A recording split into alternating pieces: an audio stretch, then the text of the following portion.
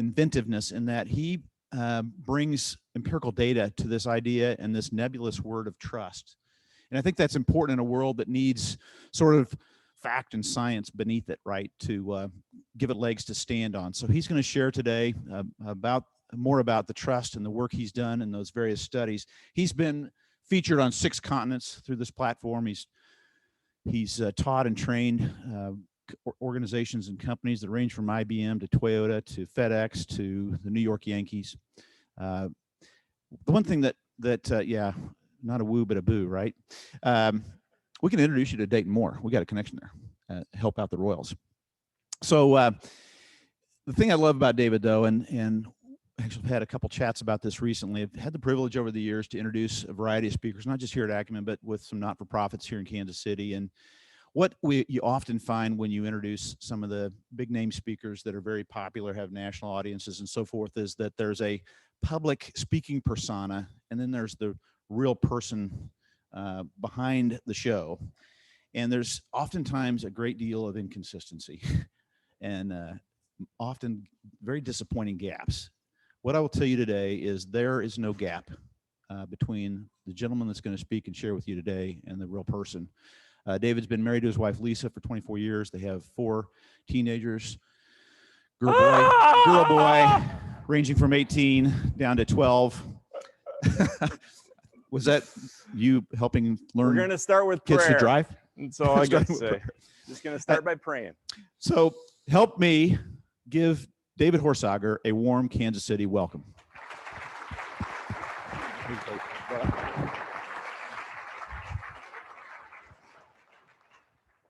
Good morning.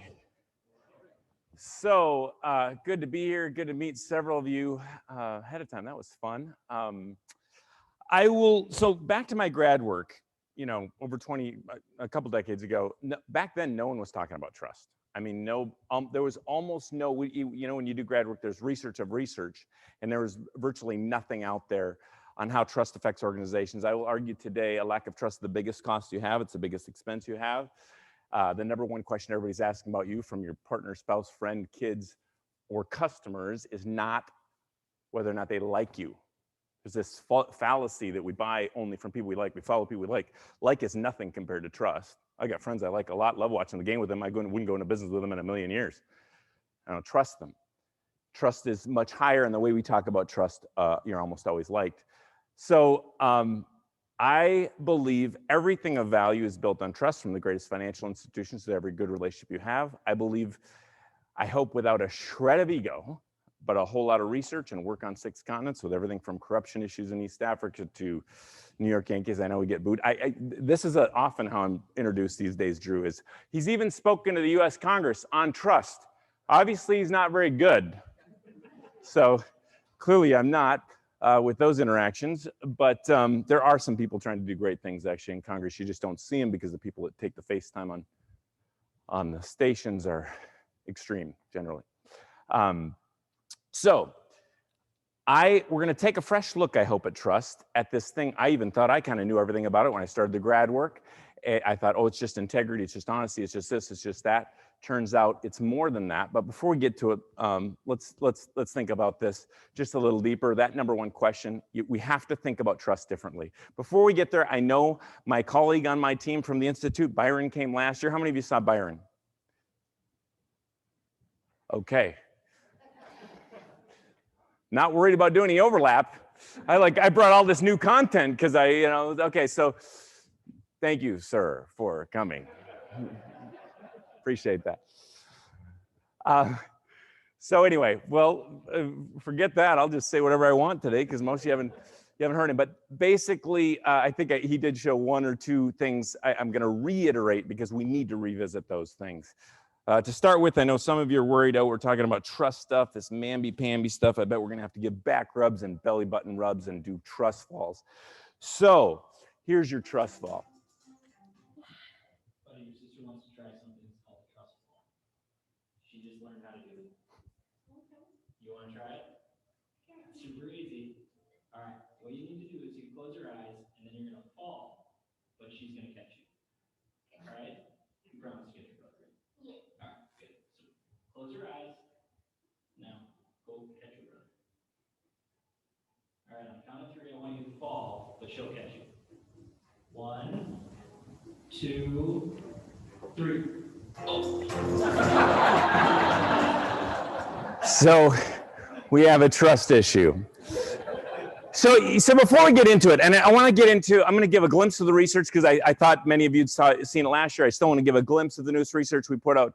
And on the back table, free, if you'd like the white papers of the last couple of years, you can just grab them. I think it's generally annually the biggest study of its kind out of North America.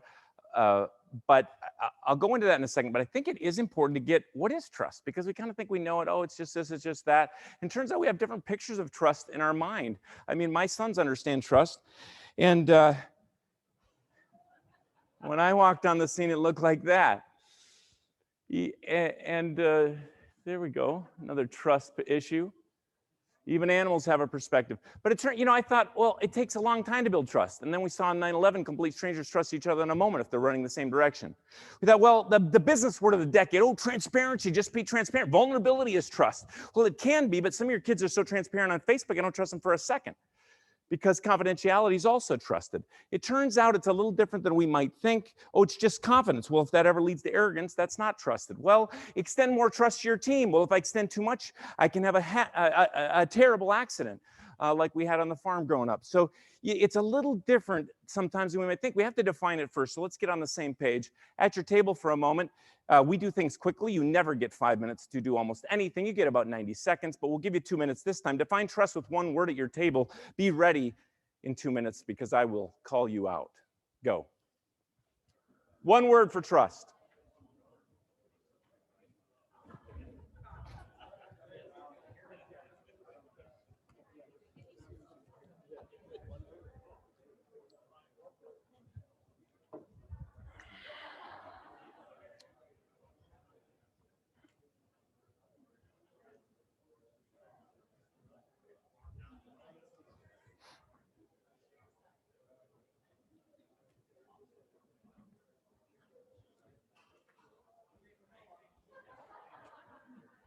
All right, here we go. This part we're doing quickly. Let's go. Listen very quickly. Back and forth with me. We stop when we stop. We start when we start. We'll get best ideas and we'll keep moving.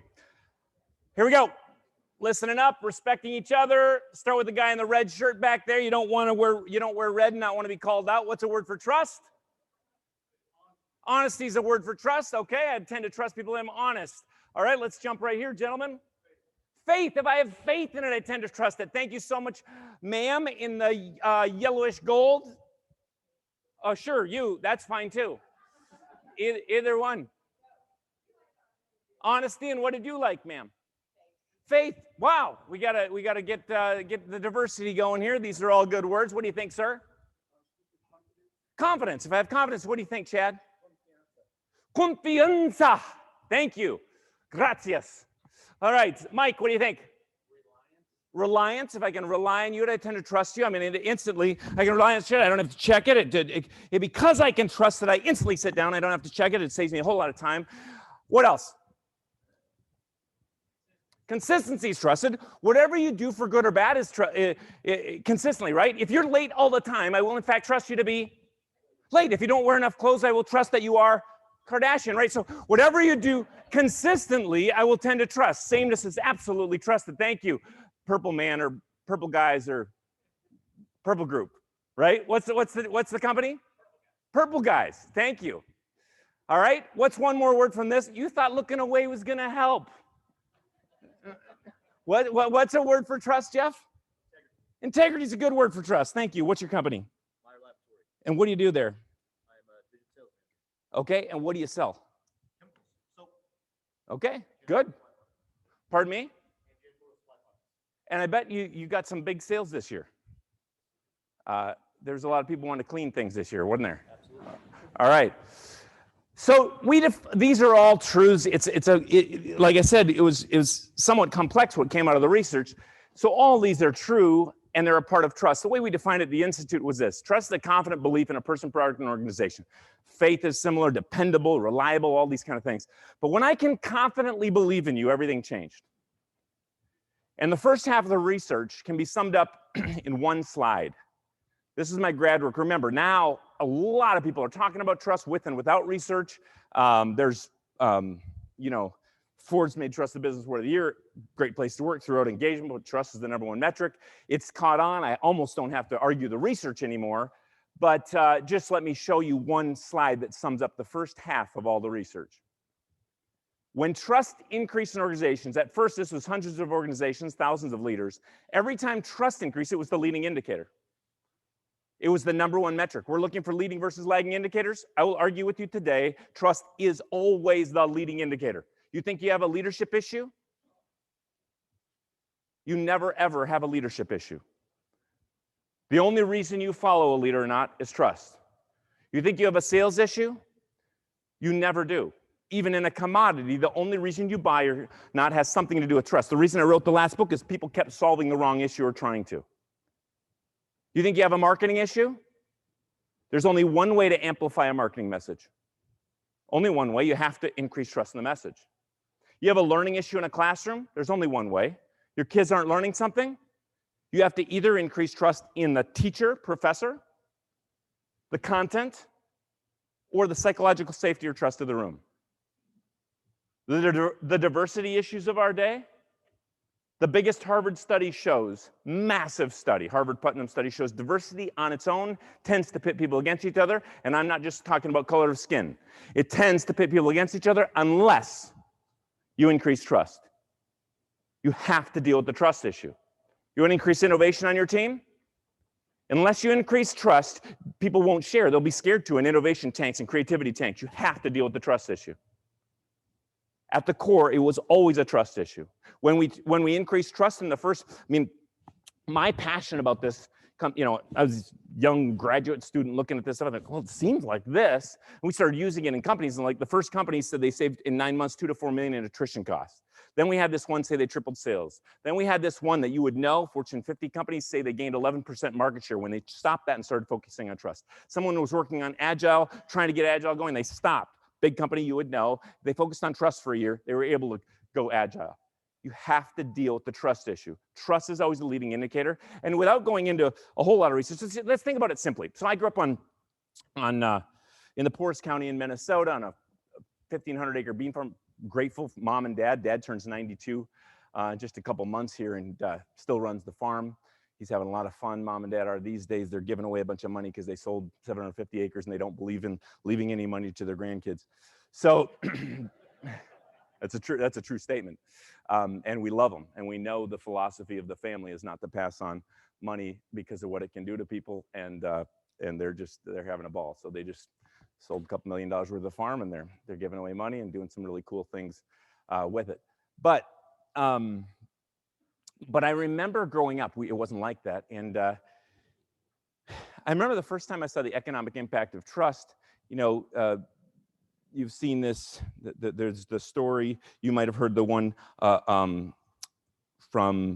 originally from actually Jason. I've talked to him. Sorry about it. A coffee and donut stand was kind of like this in New York. But growing up, I grew up 8 miles from the nearest town of 500 people out in the middle of nowhere. And I remember halfway home, Mr. Olson's veggie stand. Nobody worked the stand.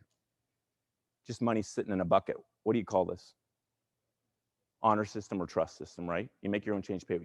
What's the efficiency? You don't have to pay an employee to be there. You can work it as fast as you want. People came from all over because of the loyalty. But maybe a simpler way to think about trust without getting into the research is just, what's a lack of trust cost simply? What's a good representation? A lock is a really good representation of lack of trust, isn't it? The only reason I put a lock on anything is I don't trust you. So what's the cost?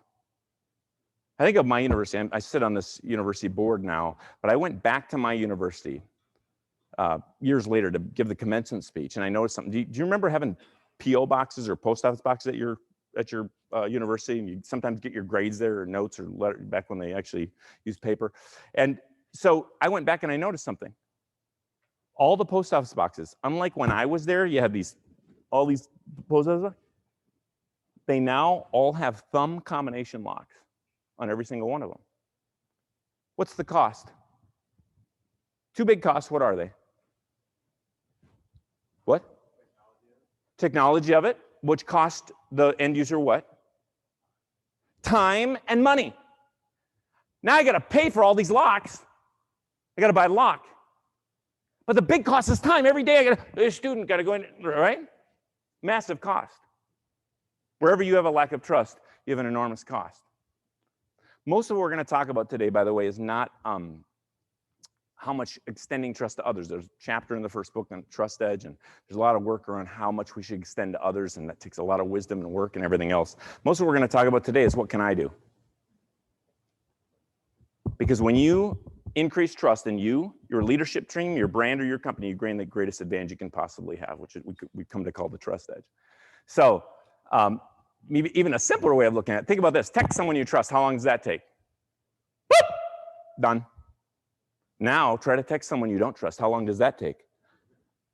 How are they going to? Stressed to death, right? We have to take a different look at trust. So, I said I would give you a glimpse. I only put actually a couple slides of the research because I know Byron brought some of this last time, but a couple ideas I think that are interesting. Last year in the study, fairly significant, plus or minus 1.8% on the global side, 1.7% margin of error on the US side. Number one reason people want to work for an organization last year in the US, ahead of more autonomy, ahead of more pay, ahead of a more fun work environment with a ping pong table. They want to trust their leadership more than anything else. I didn't put the generation slide in here, but all generations wanted to work for people they trust. More than 13 million Americans invested $100,000 or more. They said they invested $100,000 or more based purely on trust. Thought of the last piece of real estate I bought, never looked at it, trust our manager, and I still haven't been inside, and it's 4 years later. When trust is there, efficiency is incredible. I remember buying the place through DocuSign by pushing a button while driving to Duluth, Minnesota. Where you can't have trust or you don't have trust, it's an enormous cost, isn't it? Okay, so lack of trust is the biggest cost you have. So to get going here at your table, give you a little bit more time, but we need to think about this just a little bit differently, and we got to keep the pace going. So this at table time, however you've done it before, this time is quick. Your name, not your history, not how cool you are, not how long you've been in business, your name, and a quick thought around what a lack of trust is costing you or your team. If we can't look at ourselves and see, and I teach this stuff, I preach this stuff, and I have a lack of trust in my own organization, my own team. I can see gaps here. Oh, I wasn't clear enough there. Oh, I was over there. If we can't see it, then starting to build it doesn't matter. So what is a lack of trust costing? Each person, maybe 30 seconds. So I'll give you about 3 minutes. What's your name? And what do you see as the biggest lack of trust? What's it costing? Some of you could quickly come up with a number, right? Some of you say, oh, I can see we're bleeding attrition. But some of you go, okay, if in our industry attrition is 2.5 times hiring costs, okay, that's $5 million. It's always costing a number, but even if you get to a word where you see a lack of trust costing, it's costing clarity here, which is costing sales, okay? What's a lack of trust costing you where you have a domain of leadership? You cannot say what it's costing anywhere you don't have a domain to do anything about it. Well, it's costing us because that guy over there, because the CEO is stupid, because the board is, because those minions, Only a place you can do something. Are we clear? All right, you have 3 minutes, go.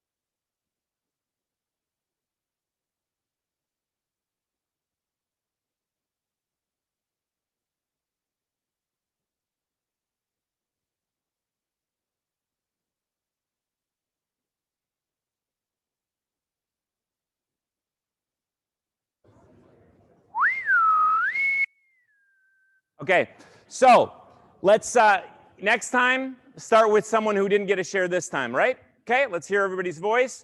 What'd y'all say? John, I saw you sharing something. What was it?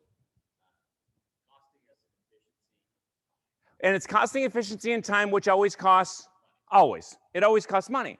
Where are you willing, and there, it's possible, I'm not pushing you to share something you shouldn't share. I mean, if that's your boss right across the table. But if you're willing, you know, be open about it. Where do you see a cost? Like, where is it costing time? Oh, Lordy. Who's ever heard about conversations after the meeting? You know how much that costs? It's enormous. Maybe at the break or afterwards, I'll tell you about a story of the 5th biggest company in the world where we did one thing and they changed that in one place. It's worth it. It's worth tackling. Okay, let's give these front guys a break. They're already getting spit on. Jump back here. We met in the restroom. We don't tell everybody that, but we're open here. Ricky, just means we both have to go. Okay. Anybody who doesn't can stand up. Okay, Ricky, what did you talk about? Where's the lack of trust costing? I think it's similar to what the last thing you said there with John, which is in communication, being able to identify the issue and share it openly immediately. Do you think, and I'll try to repeat it for everybody. So he said communication issues, being able to share it openly and quickly, and commonly. The reason that wouldn't happen is because some kind of fear. Is that a possibility? Fear of retribution or fear of something? Yeah. Okay. Is that costing anybody anywhere else? Okay, and a few liars. All right. So, what do you guys think over here? Seth, what do you say? I said commitment for our staff to get on board with where we're headed, costing us time to try to develop processes and systems that they believe that they can get behind so that we can get ourselves going to those big goals that we want to achieve. Great. Commitment, a lack of commitment always costs. Aaron, what do you think? Efficiency and time. Do you have a specific place you're willing to share?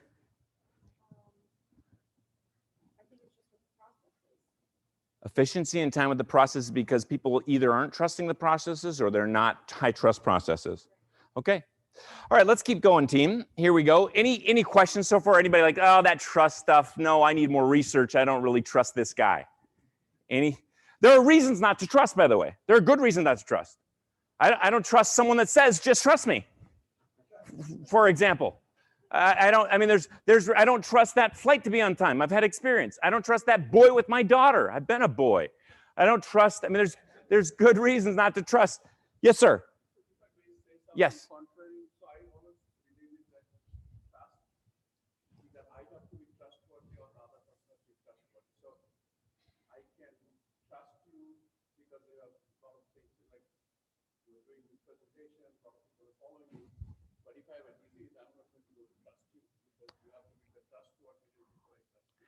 So if I'm getting, let me clarify this and tell me if this is, so what you're saying is a type of trust, like you trust me with this presentation, but you don't trust me to give you brain surgery, right?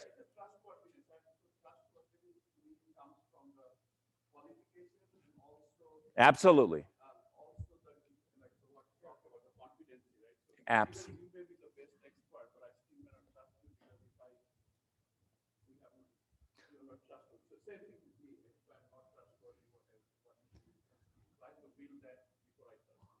It's possible. I mean, there's a lot of things going on here. Number one, we'll talk about this under the 5th pillar of the 8.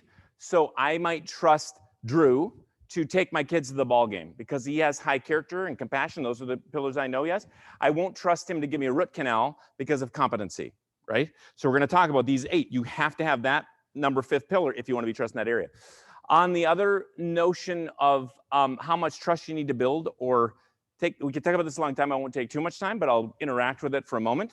And that is the research last year on the US side of the study would say this. So people either tend to trust immediately until you break it, or tend to lead with skepticism, which is kind of you, teasing. Which is you have to prove it first, and then I might trust you. Okay?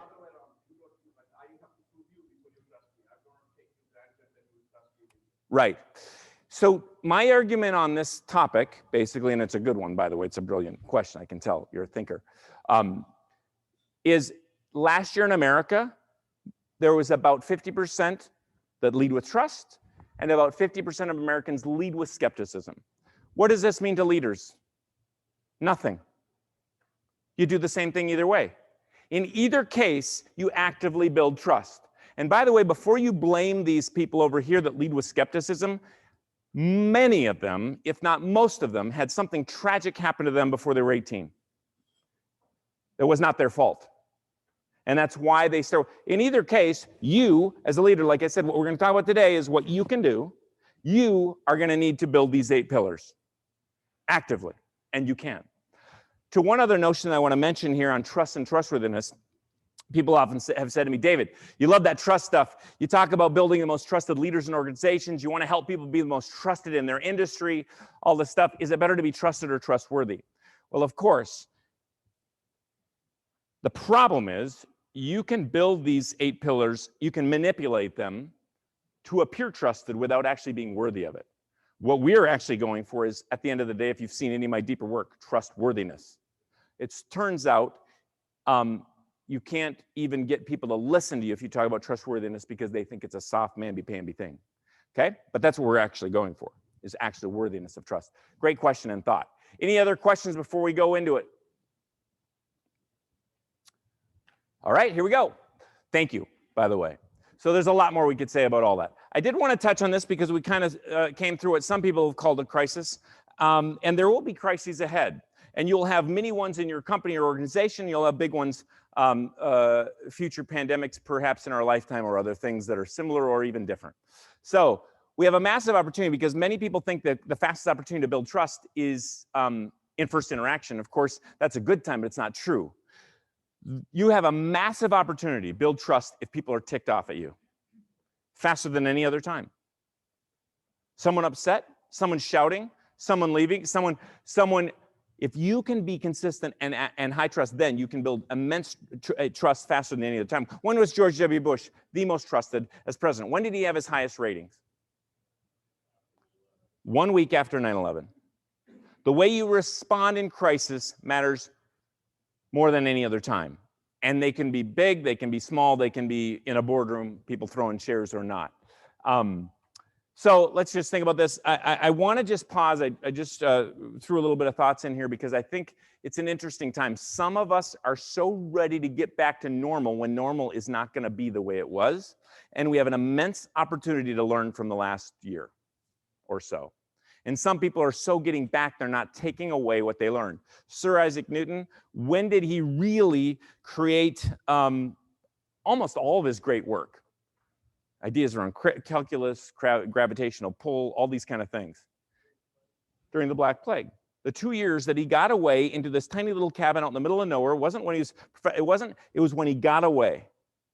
And he got away and he took the time and he thought about it and he came up with most of his great work in his time away. This is what's happening on our little Harvey farm these days. These little chicks, aren't they cute? Oh, they're so cute, right? But they don't start that way. Want to see how they start? I'll put 10 hours in 10 seconds.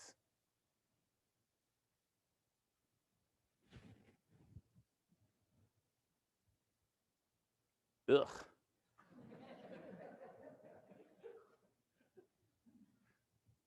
That's how it works right there.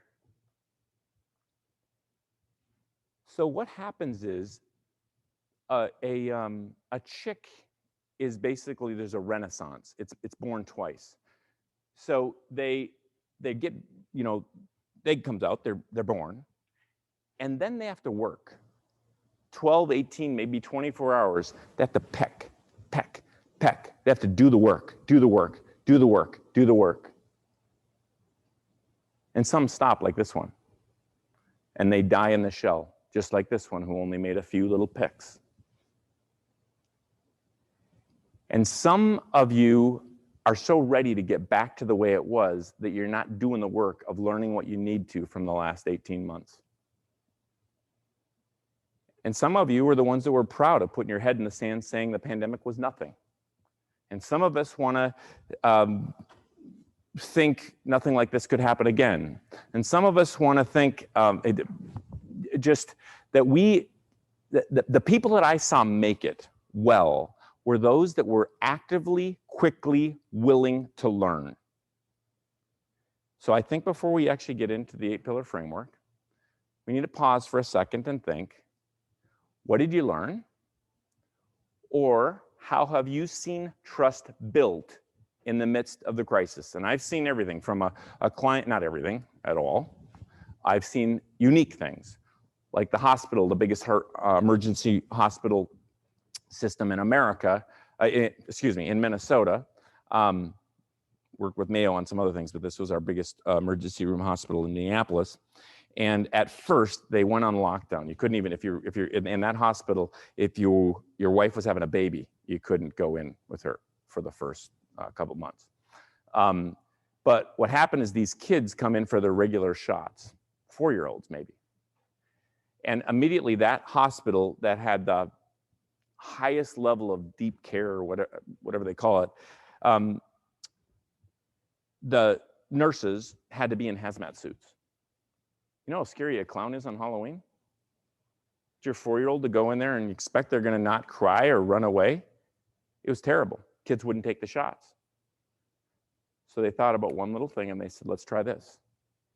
And we put buttons this size on the front of the hazmat suit with that nurse smiling how he or she was 2 weeks before. And as soon as that 3-year-old or 4-year-old came in, the nurse said, hey, this is me, and the kid would come in and take the shot. There's a host of other things that people did and you've seen done that you can actually take away. There's things that hospital took away that they're going to be better later, even though they don't have to any longer wear hazmat suits. So just for a moment, before we get too far along, 4 minutes at your table, what is either a learning you're going to take with you from the last 16 months, or what is a way you saw trust built in the midst of this time? 4 minutes, start now.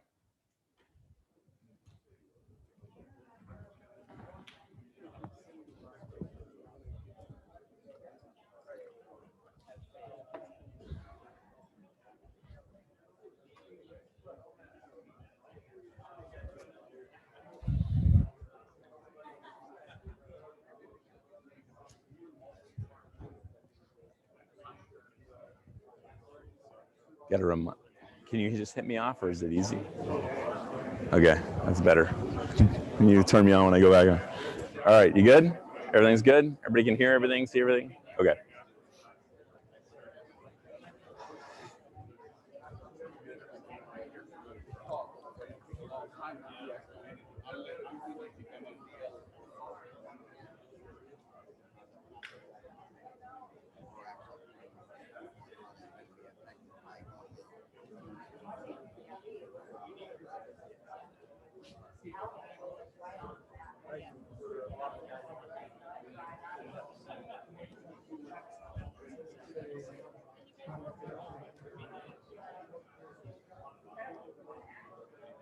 You good?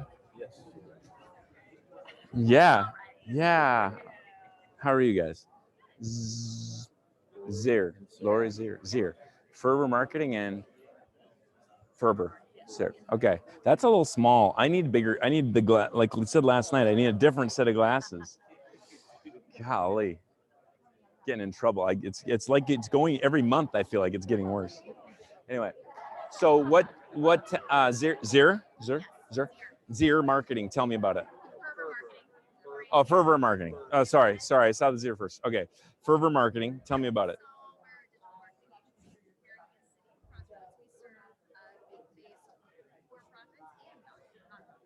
And how do you serve them? What do you do?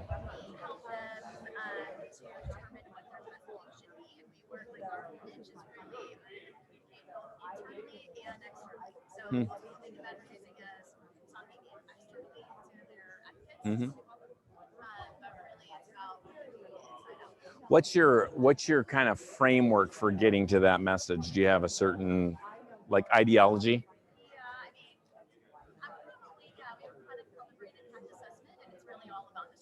Okay. really diving in and getting to know them first, and really getting to speak their language, Mhm. because you can't change their messaging until you really understand who they are Yep. now, what they're currently doing. Do you just work in the KC area mostly because you see people? I've worked a lot. I've worked in other states as Mhm. well. And actually during COVID, it was easier to Right. work out of state. Yeah. People were less likely to just dial.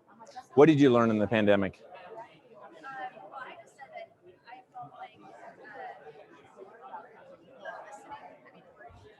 Mhm. putting my feelings aside, putting what I Mhm. felt like I knew was Mhm. real, putting that aside and Yep. listening to our team. Good. What did very good for that. I'm going to ask you. Okay. Chris.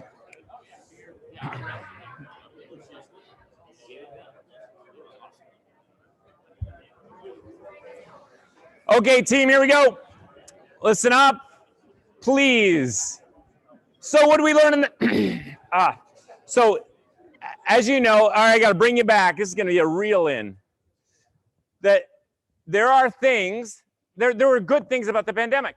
I mean, in many cases, you had the CEOs got out of the ivory tower and became human instead of just in this perfect little place. They had the cat jumping on the keyboard and the 4-year-old in their undies behind him too. I mean, they had there was a humanization that happened. There were some certain things that happened well, some things we learned from, something we won't want to have happen. But let's hear, Lori, what you said something.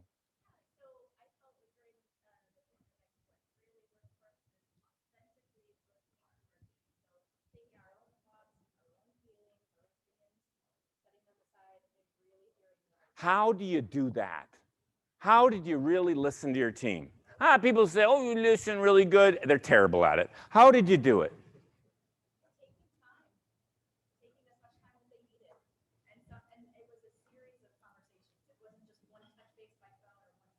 Okay. Great. Taking the time. Jason, what do you guys say? Or one idea from your brilliant table. Nothing's wrong. Don't worry. Yeah. Started an initial trust with what the leaders would say was going on. We really had trust initially, and later you might find out that there was false information. So I'm just believe. Okay. What did you learn about that? What do you think the leader could have communicated, or leaders could have communicated more in crisis?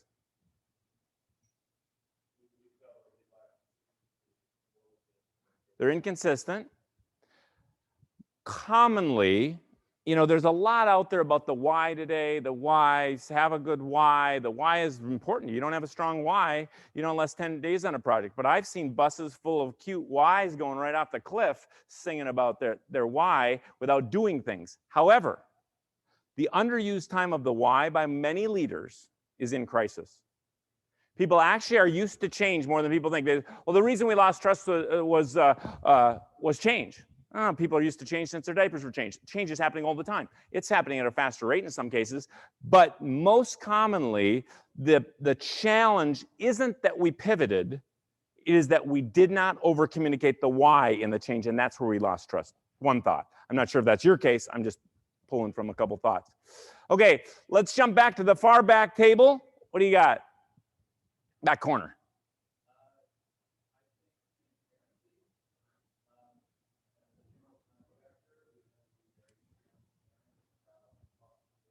Oh man, you had a tough one. Holy cow. Yep. Okay. And costs went up crazy for you. Wow. Okay.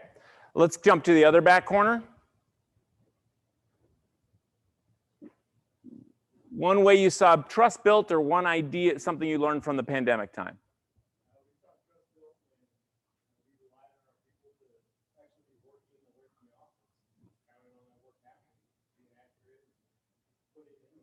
Yeah.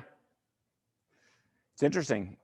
Anything you did to make that happen? I just wrote an article on this, creating virtual trust virtually, but there's something, and there's, once again, there are people that aren't trustworthy, right?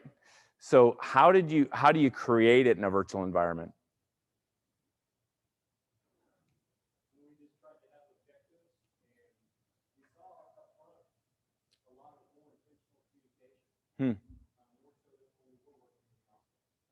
Great.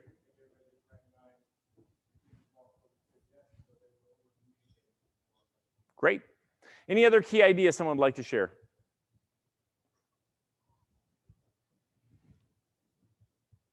Statistics say you have to wait 40 seconds in silence. Okay. Yes. Sarah. I was just going to say, our people were so anxious to make the road work for them Yep. that they wanted to prove their trustworthiness. That's what I found so much of. Love it. So if you didn't hear Sarah, she said what our people, they wanted to prove their trustworthiness in a virtual environment, so they over-communicated, which was a really cool thing. Okay, so let's get into the framework here. So the first half of my work was around the case for trust. Why a lack of trust the biggest cost, and how it affects the bottom line attrition. We've had people say they use this work to triple their sales. I've had people say it saved their marriage. I got passionate about it because it really changed me in the process, and it continues to. It changes my parenting, my being a dad. Those of you that are believers, you'll see threaded throughout this. God was talking about trust way before I was. Not just trust the Lord with all your heart, lean on your understanding, all your ways, acknowledge Him. I mean, Moses doesn't get to go into the promised land because he didn't trust God enough with his people. The prayers are answered in Chronicles because they were trusted. Daniel in the lion's den, Daniel 6:24. There was no wound found on him because he trusted his God. There's anyone who trusts in the Lord, Romans 10:11, I believe, or 10:9. Anyone who trusts in the Lord will not be put to shame. Over and over and over in Scripture, there's this piece of trusting God. There's also this piece of what to put your trust in. You know, David in Psalms, I don't trust in chariots. I don't put trust in my sword. I don't trust Psalm 44, Psalm 92. I trust in my Lord, the Lord my God. I trust in the name of the Lord my God. Over and over and over. So there's this other part in Scripture that you'll see tie in this 8-pillar framework that came out of the research that shows how trust is built. It's over and over in Scripture also. I don't know if I'll touch on it, or you can ask me if you'd like to see the overlap.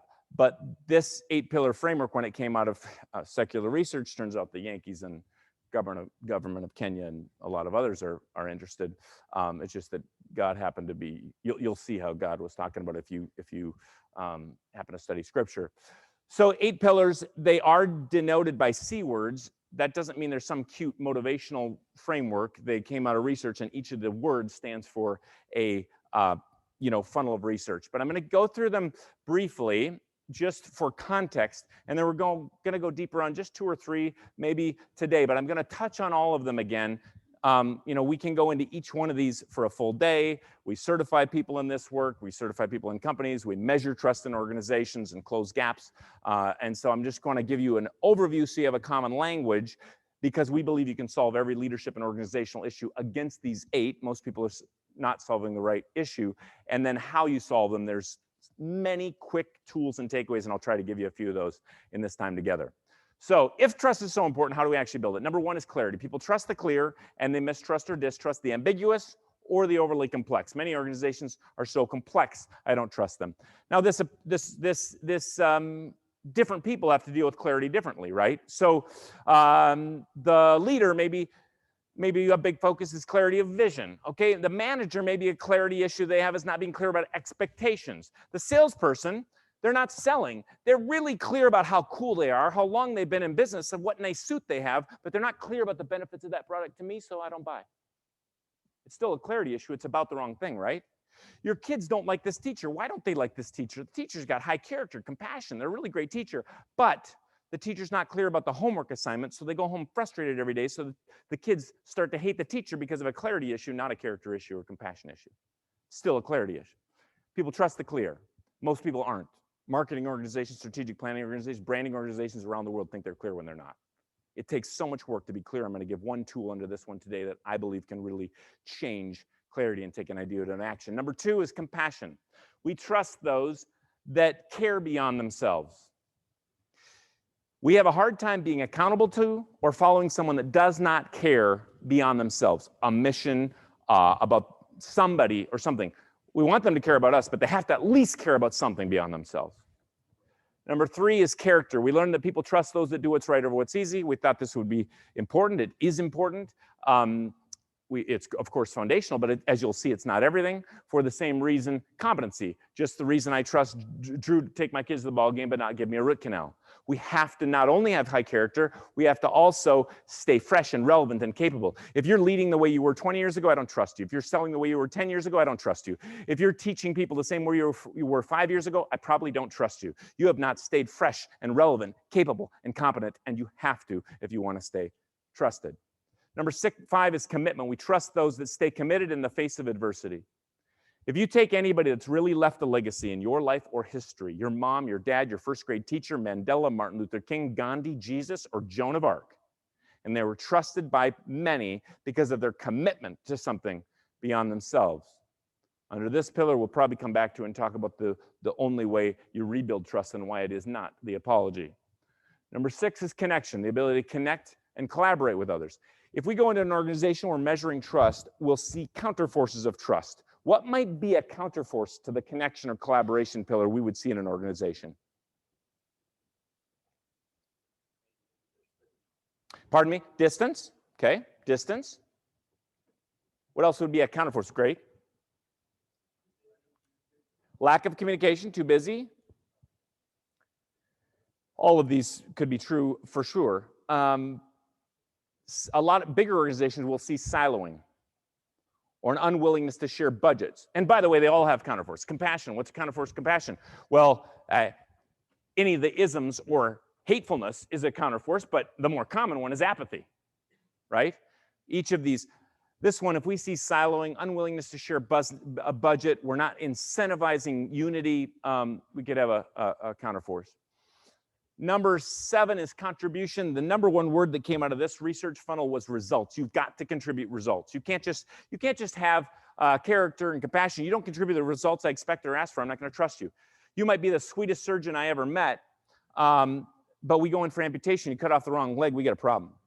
You know, you got to contribute results, and that's the same for you. The problem with this work is what we found is to really have the trusted, you have to have all 8. And imperfect as they might be, you can't just have compassion. But you can't just, we saw other organizations start by getting a ton of results and they didn't have compassion and they lost. You could lose on either side. You had to have all 8 to be trusted. Number 8 is consistency. It's the king and queen of the pillars. You're trusted for whatever you do consistently. The only way to build a reputation is sameness. The only way to build a brand is sameness. I might not like McDonald's, but I trust them. I've had the same burger on 6 continents. The pickle's off-centered everywhere I go, right? Consistency is trusted. Why don't we like moody people? I'd rather have an angry curmudgeon than a moody person. I can't manage. How are you going to come to? I'm happy, sad, bad. You're stressing me out. I'd rather have an angry curmudgeon every day I can manage. I can't manage inconsistency. I go into that bank. The teller's amazing. Then I look at the paperwork. It's terrible. Then I look at the web portal. It's great. Then I meet the loan officer. They're terrible. They just lost because of inconsistency. They got the most amazing web portal in all banking. Doesn't matter. They lost trust because of inconsistency. That's the 8-pillar framework. A couple notes about this because we'll go just deeper on just a few of these. Maybe only a couple of them because I want to do a significant exercise with you today. But I want you to see something here. And that is just in our short time together, knowing these 8, you can solve every organizational leadership issue against them. Most people, they'll say to me, well, we've got an engagement issue. You never do. This is why our Enterprise Trust Index measures trust and engagement. What's the research show? You don't get more engagement with engagement. The only way to increase engagement in an organization is increase trust. What about NPS or Net Promoter Score? What about referrals? The research shows that was, by the way, it's a good white paper. I'm not downing these great ideas of the question of referrals being stickier than loyalty. I'm just saying the only way to get more referrals is you have to increase trust. People say, David, you like C words. What about communication? Isn't it ever a communication issue? Ladies and gentlemen, at the core, it is never, ever, ever a communication issue. People say that, oh, it's leadership, it's communication. They don't solve anything. Communication is happening all the time. It turns out clear communication is trusted, but unclear communication is not. Compassionate communication is trusted, but hateful isn't. Consistent is, inconsistent isn't, high character is, low character is. You see what I mean? So when you solve against, then you solve the clarity issue, which leads to the communication you're talking about. We have to frame it against these. And I can argue with the research these all day. I'm absolutely passionate about it. I'm not, believe it or not, passionate about David. I'm not passionate about what I think about it. I am passionate about the way this can be used to solve issues when we see this framework used. So that's the 8-pillar framework. I want to touch on a couple key ideas you can use tomorrow morning. But first, I can do what I want as far as breaks, or what? Okay, so we'll take 10 minutes starting right now. I know it's a short one right now. We'll have some other time later. And I will start in exactly 10 minutes from when I go. If you would like, I know she's back there, thank you for doing that. If you'd like any of the books, or I guess we mostly just have the new book, right? So you can grab the new book if you'd like. It's a trust table. If you have cash, it's normally $26. If you have 20s, just throw a 20 there and grab one. Just leave it on the table. We'll trust everybody. If you want to use a credit card, you can use it with her, and we'll charge you full price. If you'd like some free stuff, there's research, by the way. If you like hard research, you can take the white papers for free. If you like my card or seeing the deeper work that we do, I will be absolutely around. If you have questions, if you want to talk to me about something, if you want to ask a question, I will be here. I'm not a runaway into my corner unless I really have to go to the restroom, and usually I'll even hold it if you have a good question. So anyway, I will be here. I'll see you in 10 minutes. Just trust me.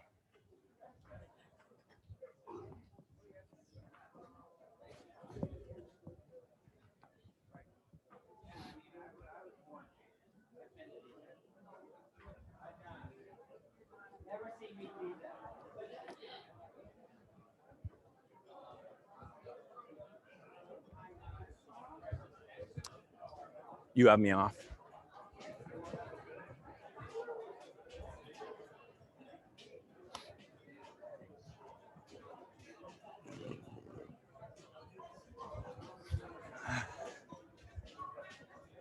How you doing?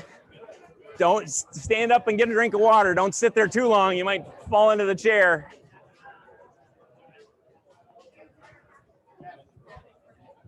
Just throw it on the table. Yep. They can just do 20s if they do that. If they want to do cards, I will.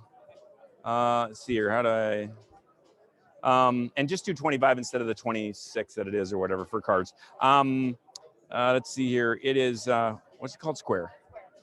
I moved it, so I couldn't find it. There you go. And however, you know how to do it. Yep. I should need a password. And it's 225 or whatever.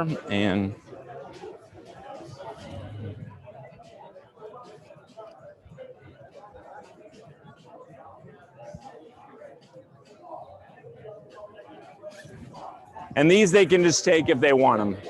If any research stuff they want. And if you'd like free, any free stuff, we'll send it to you if you put your email in. I'm sorry, if you mind mentioning, if they want free stuff, they can put their email down. They can have any of the research. Okay. Hey. I was going to say trust is everything. It is. Not honestly faith, but it's everything. And then when you put that other slide up where it is everything. Yeah. Without it, whoops. Oh. Let me see here. In the book, I think I put it's a big sign in the book here where it says trust is everything. Oh. Yeah. That's what we're about to do. That would have been a great one. I have a thing where I say it, and I don't remember where I put it. Yeah. Trust is everything. That's good. Yeah. Yes. In the military, we have this thing called the NCO Creed. The NCO Creed actually goes over a lot of the deals that you have covered so far. Oh, cool. Trust and everything. So when you get a chance, look up the NCO Creed. Okay. Because I think it will. I know there's always veterans in the crowd, but yeah. So like to be able to go through and like just emphasize how NCO Creed. Yes, the NCO Creed. But like that is the big thing that the military preaches, and there's a reason the military runs as smoothly as it does. Most of the time. Yeah. Obviously. A lot of trust. Yeah. Good. Thank you. Thank you. Yeah.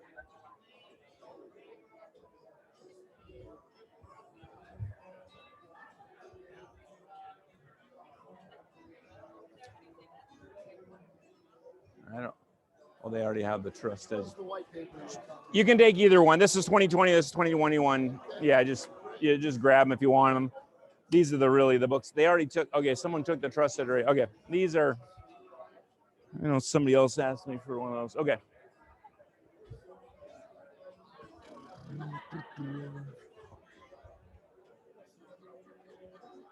Run to the restroom quick. How you doing, Eric? Good, how are you? Good.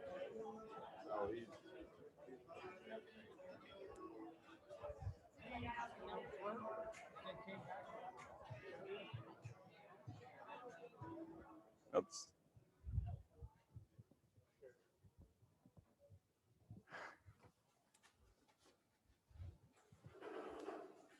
Hey, how's it going?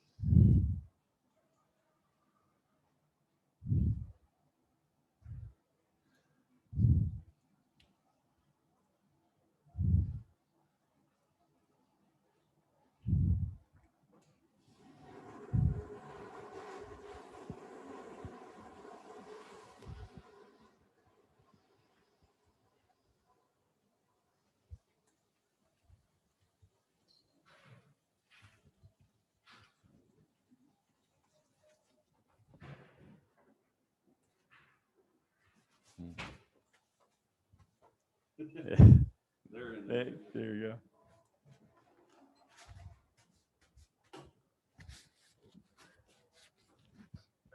Thank you. You know, all right? You want something different? Yeah, could you completely change everything? I feel like I got so much I want to say. It's like I could go all day here. I'm getting in the I think they'd like this and I like that. It's good. It's good.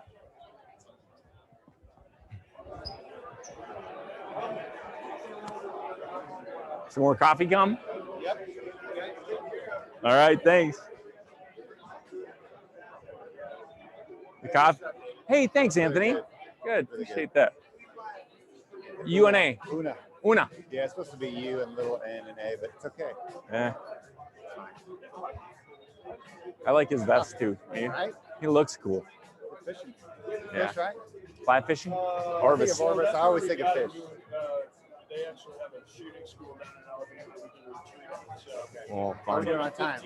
Doing it 3 minutes. I'm not. 3 minutes. They've got my phone, so I got to be accurate on that. Get a little coffee.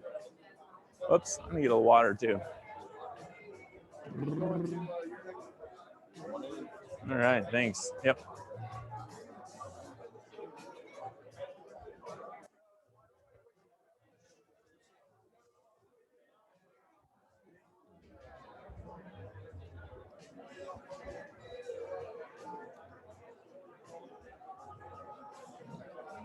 So where are you from? Do you live in this area or are you from out of Minnesota. I flew in last night. Yep. Thank you.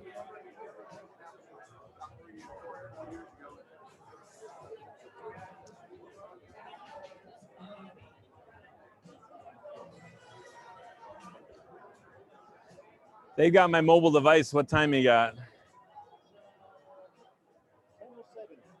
All right, still 3 minutes. We're good.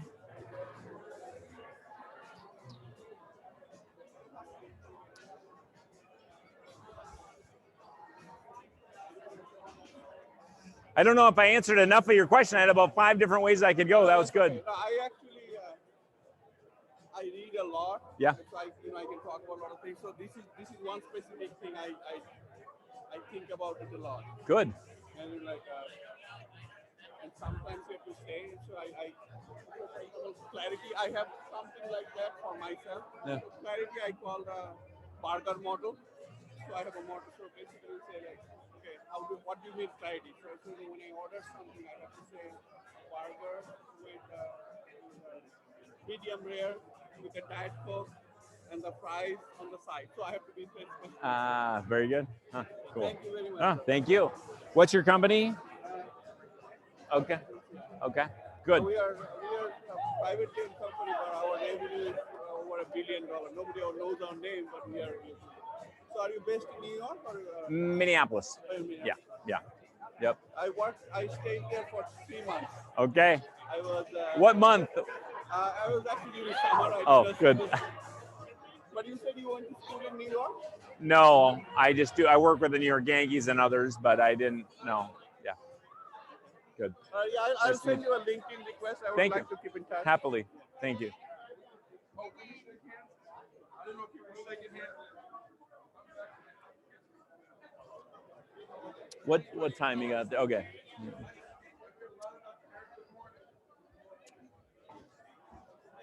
All right, here we go. 60 seconds and we're starting. No, now 40 seconds.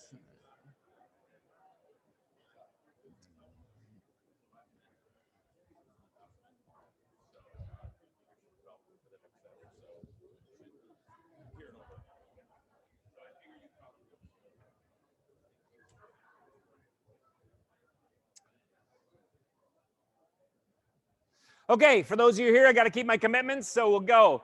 So 8 pillars. We're going to jump into a couple key ones, so we have some takeaways from that, and then we're going to do something really cool after that. I want to start with this one because it turns out all of them are important. But you can do something about clarity and see results in 2 weeks. Character might take a little longer. Commitment might take a little longer. And clarity of values can actually drive more commitment, and clarity in certain ways can drive more consistency. And so we're going to start with clarity. I'm just going to give a couple of the key ideas from this one. Got a clarity slide to start with. We're on the chicken theme this morning.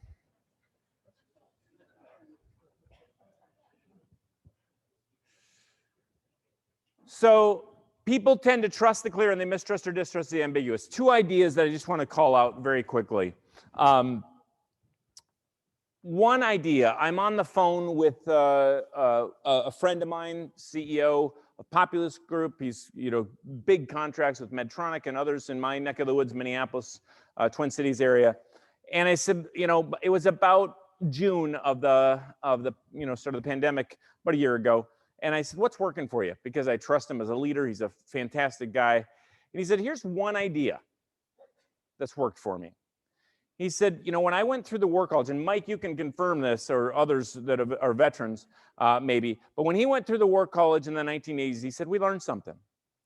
He said, we learned VUCA, V-U-C-A. He said, we learned in times of volatility, uncertainty, complexity, and ambiguity, we learned, he says it this way, we learned to ask 2 questions.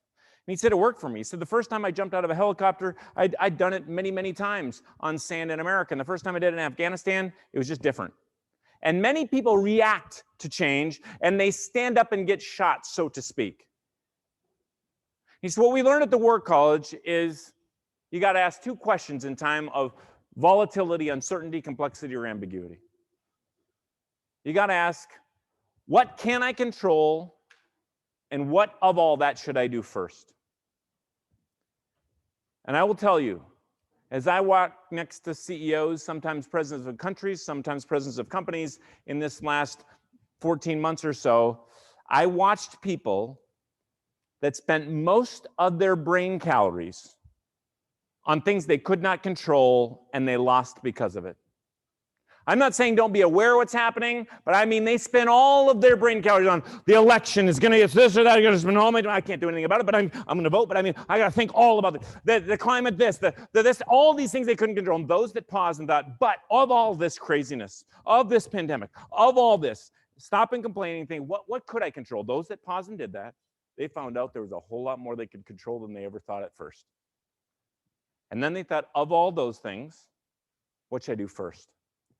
I was fortunate to be on a call with Stanley McChrystal. You staying with a little bit of a war theme here, but this was early in the pandemic, and we were talking about if you don't, he was the basically put in charge of European Africa joint forces when Afghanistan was taking a turn for the worst, and he said basically, a lot of companies have these 1-year goals. That's way too far out. So I'll tell you something happened for us. He said, we were not getting the intel we needed. So he said, they're trying to find Osama bin Laden, they're trying to do some of these other things, and we weren't getting intel fast enough. So instead of having these weekly meetings, we're turning them into daily. And for 6 months, 0600 his time, wherever he was located, 2,200 people got on a chat line and shared the newest intel, and we were able to do several things, and he named them. He said that in business, it might be time, in times of change, in times of challenge, to pull back from your 90-day or 1 year and say, this is our priority for the week or the day. I saw a company do this. They brought everybody in when the pandemic was known to be kind of a real issue, and they brought everybody in and said, this is what we're gonna do this week. Things are changing way too fast. Bin Laden's moving here, this is happening there, right? In business, so to speak. So this week, this is our one priority. And instead of the Collins work, which I like, which is if you have more than 3 priorities, you don't have any. In times of change, 1 priority. This is our one core priority. We're all going this way for the week. Now next week, it's still this or it's this. And they got absolutely focused. That's what I saw some people do well in the last 14 months. Another idea. I would argue the 3 most overlooked, underused questions that actually take an idea to an action are not the why. Once again, I honor the why. You got to have a why, have a purpose. It's great to have the right who's on the bus. Have your who's. But once again, I've seen who's singing about their whys right off the cliff because they aren't doing what they need to do first. The 3 most important questions, most overlooked questions that actually take an idea to an action. And these 3 questions, people have said they used a triple sales, and I can tell you personally, this right here is how I lost 52 pounds in 5.5 months in 2011. It wasn't a healthcare advice. It was this idea that changed me. The first question, how? Okay, so how am I going to do that? The second question is way more important. It is how? And the most important question of all is, ladies and gentlemen, from this day forward, you must ask how at least 3 times. It might take 7. If you want to have a company built on clarity, you've got to ask how, until someone can do something starting today or tomorrow.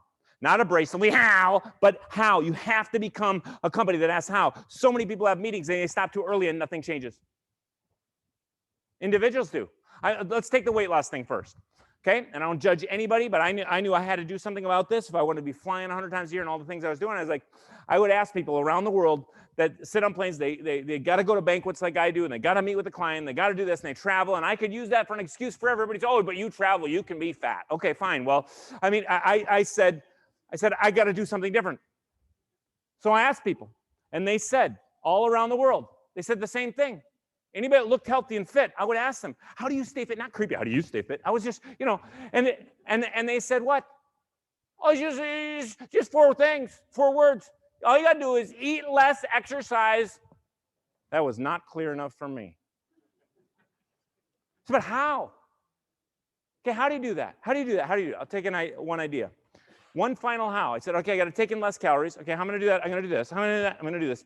You ask how until you can do it today or tomorrow. You think you got this. Let me tell you, I work with some of the biggest companies in the world. It seems simple. It's not.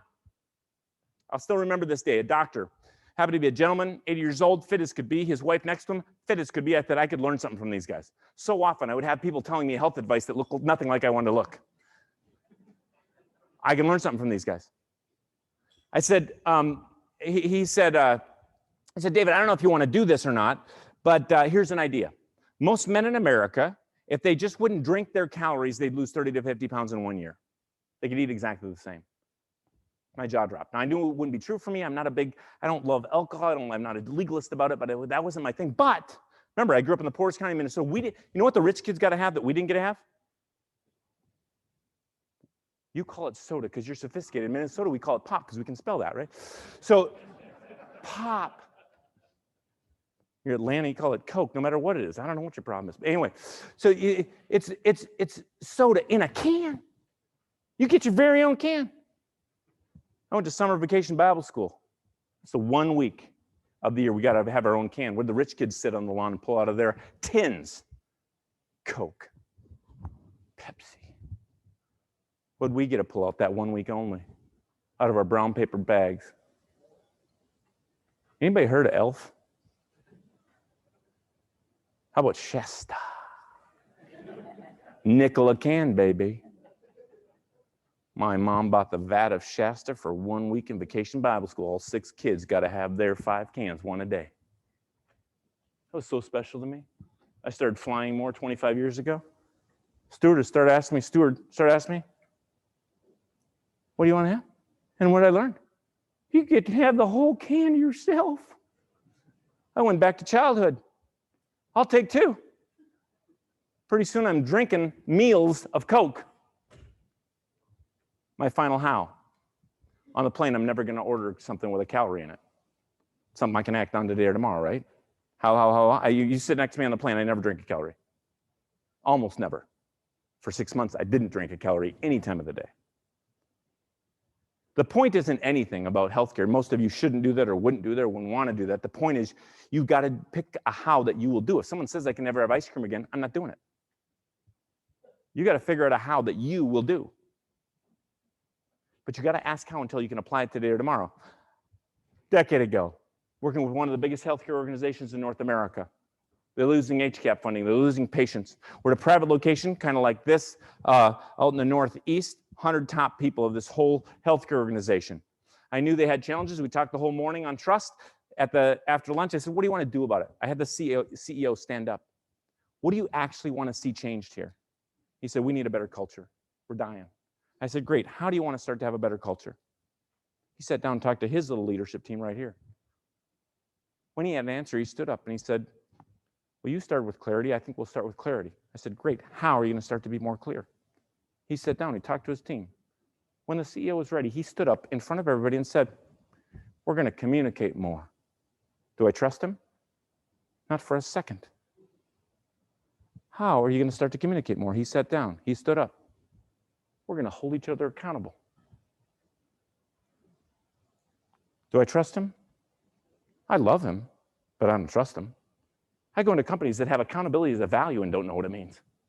So how do you hold people accountable here? How, accountability stuff. They don't know.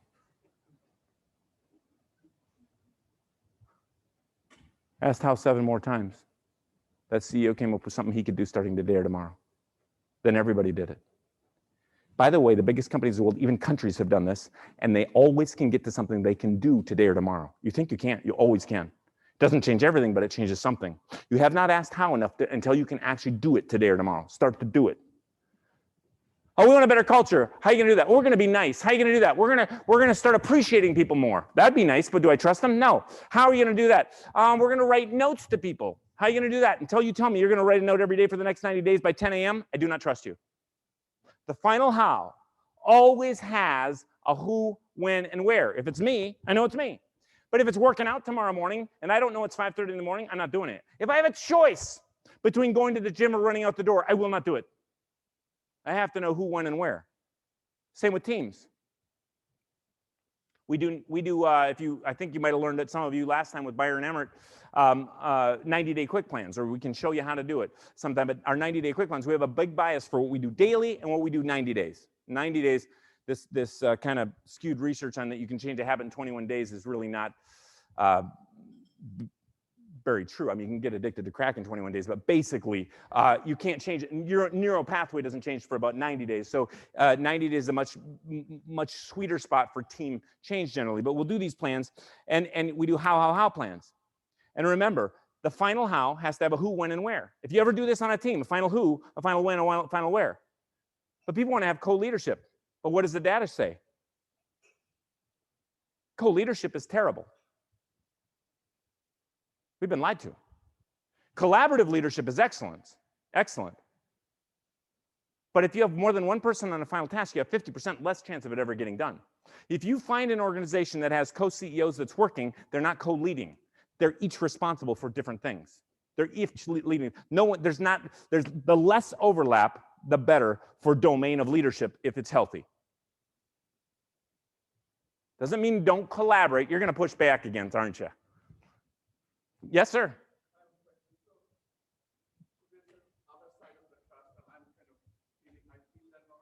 Yeah.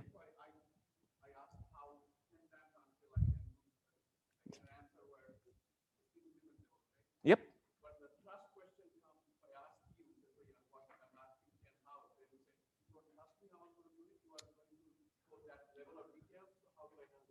So basically, it's a great question. If you didn't hear it, he's talking about management. How do we manage others? Obviously, if you go, how are you gonna do that? How are you gonna do that? How are you gonna do that? You're gonna kill trust. So remember, we're talking about today is what you can do, not so much them. But if you're gonna build it in teams, in a simple answer to you that is a much more complex question, and we'd have to talk about the situation, would be the more experience and trust that has been built, the less management, right? So actually, in my first year team members, I'm teaching them how, and I'm asking them how, because I need them to learn this methodology in our company so they understand what how is. And they get to a final how. With more experience, more competency, and some time building trust, I let go as fast as I can. That would be the quick answer. Okay? We've been talking about chicken and eggs a lot today. All right, so let's take something for you right now. You've got just a few minutes. One thing I'd like you to see is how quick you can start to solve some of the biggest problems you have.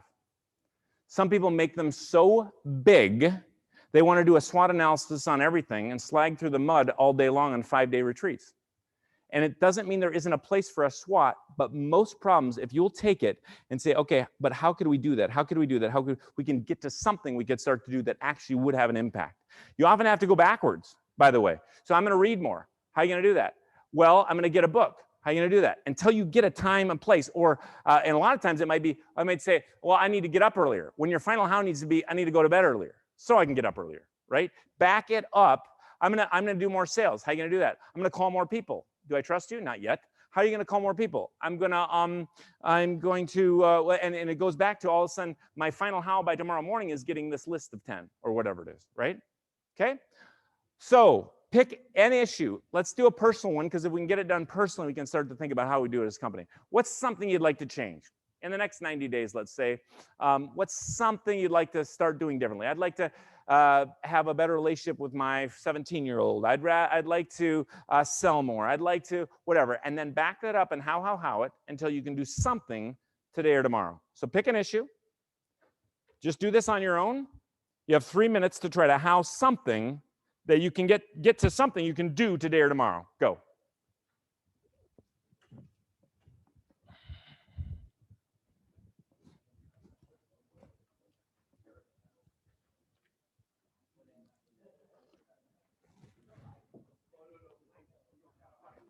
Do we have music? We don't have music, do we? Yeah, that's right. That's right. Okay.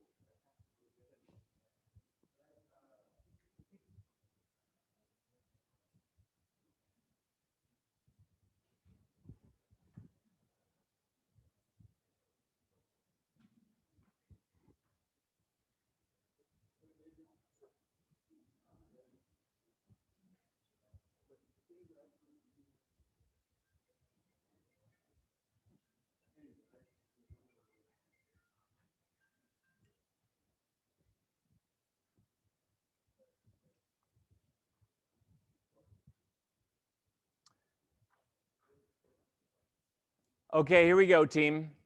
Who got to a final how? Are you willing to share? Okay.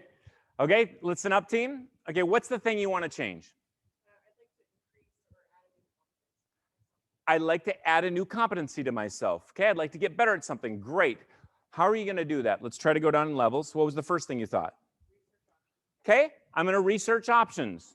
How am I going to research? Remember, you're not going this way. I'm not going to eat less and exercise and. I might have to do those funnels, but I'm just going to come down on taking less calories down to not drinking on the plane first. Then I can do another how. Gets me there, right? Okay, so I'm going to research more. How am I going to research more? Okay, how am I going to look for specialties in growth or trust?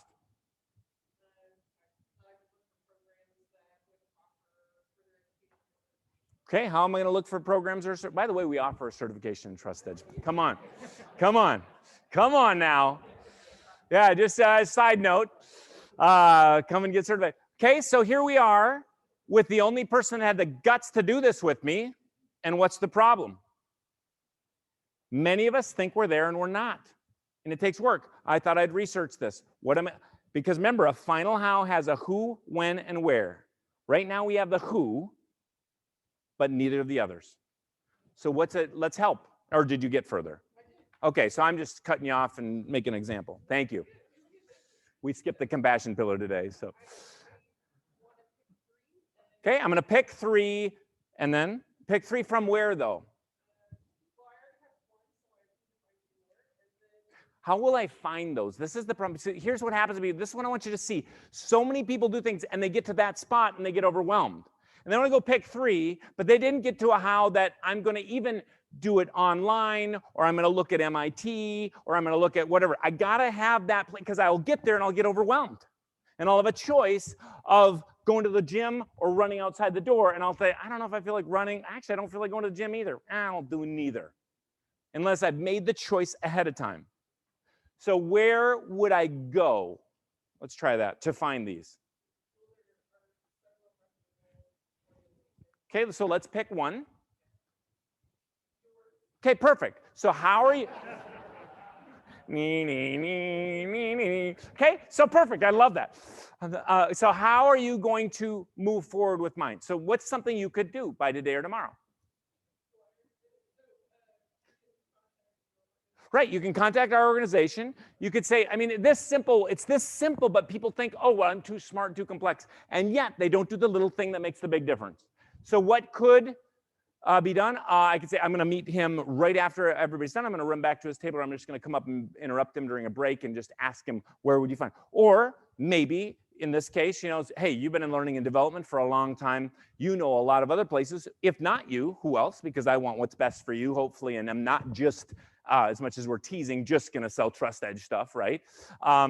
We know, so by today, I'm looking around here. Where's my friend that did a ton of learning and development? Right here. Okay. So I know there's someone else here that knows a lot, but anyway, you could do a lot today. So you could do that, you could Google, but the point is that we have to come up to, okay, when he's done at noon or so, I'm gonna go meet with him. Or by 2 o'clock today, I'm gonna jump on this website. Or by 8 o'clock tomorrow, I'm gonna do this. That is how the how starts to change things. Getting to how most people, frankly, they have a meeting, they come to something and say, okay, so we're gonna do this, right? It was good, and actually nothing happens. Unbelievably. Okay? Okay, thanks for being the example. Okay? So that's the how. Any questions? Okay, I'm going to give a couple other ideas under a couple more pillars for today, and then we're going to do a different activity. I want to touch on compassion today. It's the second pillar. A big admission here of challenges is the pillars in the order I'm teaching you are correct. On the first edition of the book that came out 2 weeks ago, the publisher changed our napkin order, and they're wrong on the book, and that was the biggest miss we had by doing our quick glance through, because we just assumed they wouldn't change things. So that order on the book, I would start in this order I'm talking about, and we still don't know exactly why they changed it, but this order that I'm teaching or in your worksheet is the flow, not giving certain ones that are more important than others, but when we start with clarity and end with consistency, there is a certain flow to why. okay? Compassion.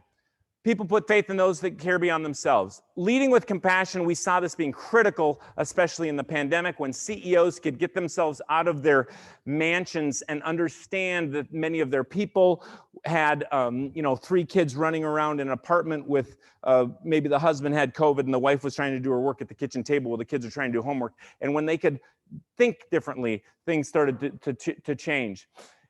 Massive study we looked at, belittlement. If you allow, you look at pro sports teams, this is one of the big problems actually, is sarcasm. It can actually make a connection for a little while and be fun until it leads to the Latin root of the word, which is dog gripping flesh. There are faux trust builders. Gossip is another one, right? Gossip, we gossip together, we kind of build trust, and then I walk away and think, oh, you might do that same thing to me, right? This study is massive in that belittlement in an organization. In this research project, it was way more universities, by the way, that were involved than the 2 shown. But in this case, you have a see-through. If you've done these research studies, you kind of have a one-way mirror, and people are watching, right? And one-way mirror over here, and you have the control group and the test group. And the control group, they're in all ages, but they do it with students all the way up to adults, but they had to make these puzzles, right? And they're working on these puzzles. And then this group over here is working on these puzzles, and they're being watched. And the group here, the test group, the only thing that's different, same what you're supposed to do to put the puzzle together and all that, same everything, except this group the whole time is being put down. You can't do that. You're no good. You're terrible. That's bad. You're ugly. Whatever thought you could, the whole time. What happened?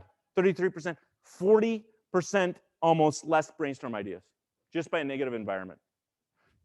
Now, what was crazy about this study is what happened to the people watching through the one-way mirror, because after they were done, then the people watching, just thinking they're there for the study, were said, hey, do you guys want to try doing this? And the people that were not in the room but just watched the belittlement had 20% decrease in performance and 22% less brainstorm ideas just because they had to sit there and watch it. You're leading your organization, you don't think culture matters?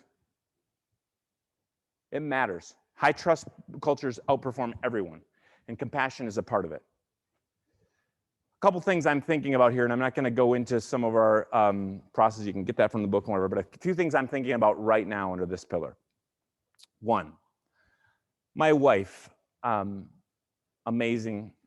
When we started me speaking more, maybe 25 years ago, we didn't have kids yet. She would go with me. I was scared to death. I was back behind stage and throwing up sometimes, and I'm in my 20s and trying to share this stuff, and she would say, David, don't worry about the research right now. Don't think about this. Just love them. They can tell when you love them. Every audience. Remember, David, don't worry about this. Someone might question that. Just love them. They can tell when you love them. I learned that from an audience, from the stage.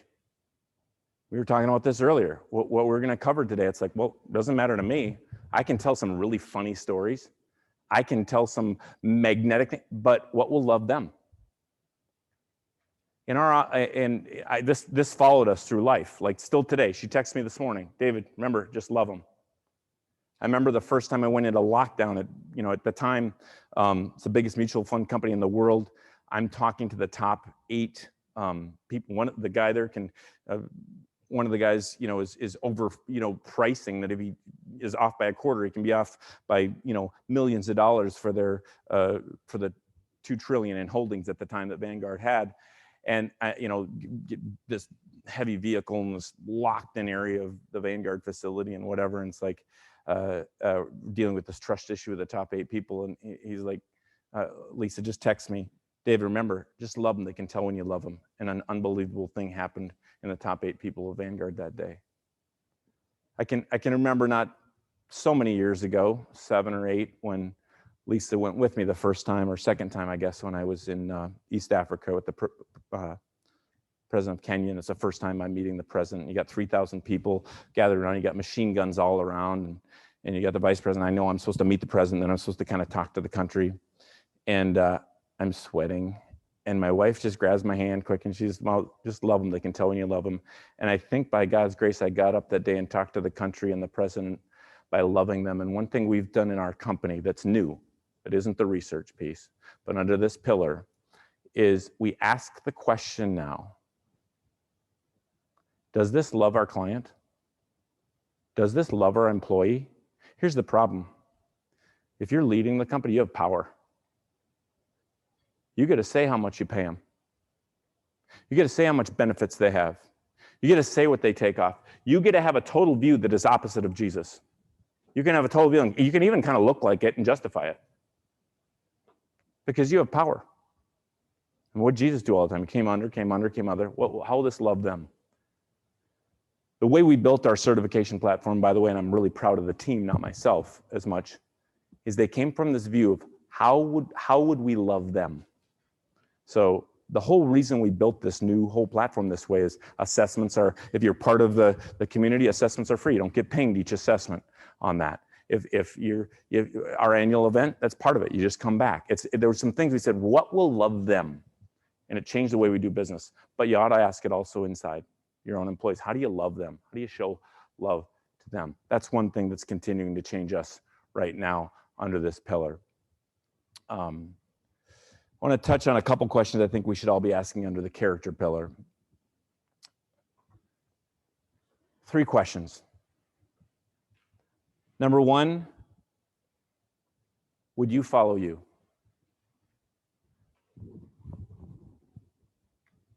There's a lot of people in my space, or I'll open keynote, or I'll be with other keynotes or some big motivational event, and I'll see that person talking about success and motivation, and I'll see him drunk at the bar afterwards.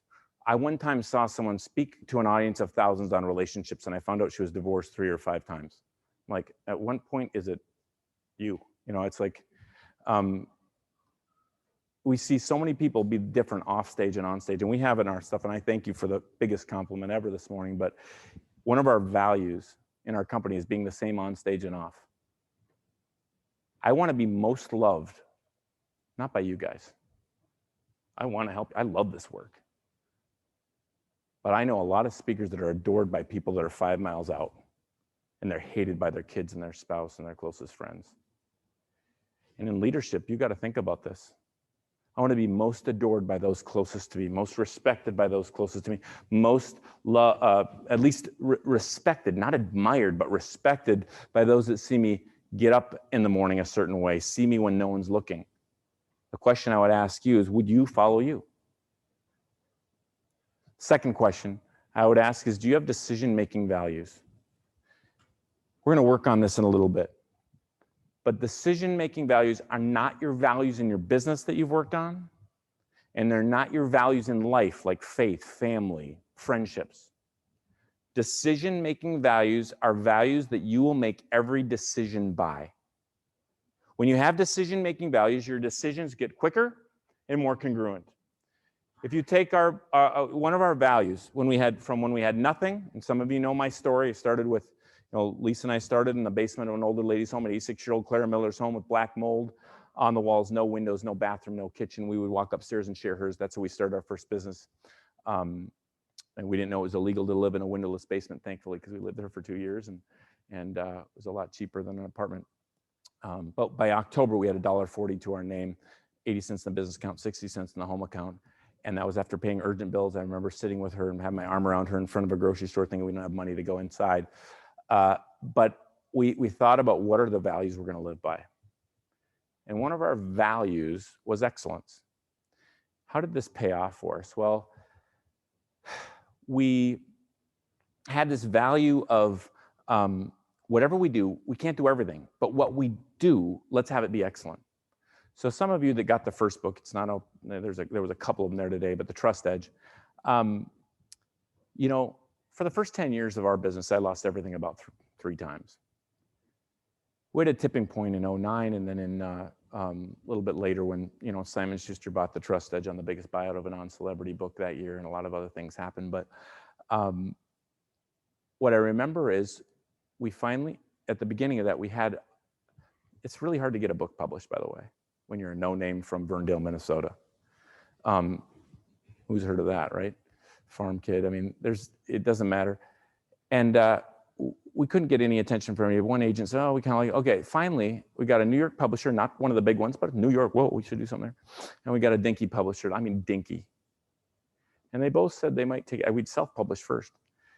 And the New York one said, you know, we'll do it like all the other books, kind of yellowish paper. It's a cheap paper. And then we'll probably do it softcover. That's how we make the most money. But we're from New York. And the other one was a dinky little Christian publisher, actually. And they said, we'll do it exactly how you wanted it. We pre-designed that if any of you have the trustage, and it's the same in all of our books. It's way higher quality paper. It's red and black. It's designed a certain way.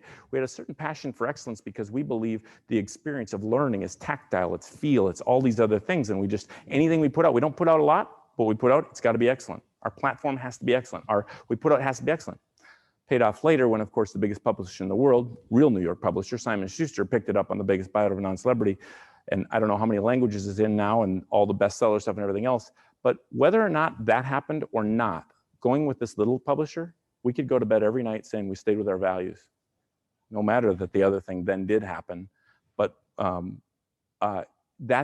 if you have values you live by, it can change. And by the way, if you have values in a family, it can change your family. Before we had kids, we were pregnant, we had some values. We said, what's an 8? This is, you'd love to be married to a consultant. I said to my wife, a very romantic question, I'll never forget it. What do we want the output of an 18-year-old Horsager to look like? That's romantic. So we talked about what we wanted values to be. One of the values we wanted is generous. We wrote these values down on our table on a piece of paper. After a few milk spills, we put plastic over it. But we talked about it when I was in town, so it wasn't like some big Bible study, just every 2 minutes on each one. We had 13. You can see them in Trust Edge. They're still there. They're imperfect still. But one of them, this generous thing. So things change for us. And can kids tell when things change from being able to buy this kind of food to a little better food? Somehow kids can tell, right? So my 5-year-old, she's the oldest at the time. We had the Suburban. I started traveling more. I thought we should get a little better vehicle for my wife's, for in the snow and everything that we're doing. And that was an older vehicle, but it's still a good vehicle. But I just thought, we should get something. So I was going to trade it in. And my 5-year-old said, at the table, said, Daddy, that person from church needs a vehicle. Shouldn't we give it to them? You said in our values, be generous. We gave the vehicle away instead of trading it in. Your kids will hold you to it. By the way, your team will hold you to it if you actually live by your values and you allow that to happen in your team. Decision-making values. I'm going to skip that, and we're going to come to this in just a second.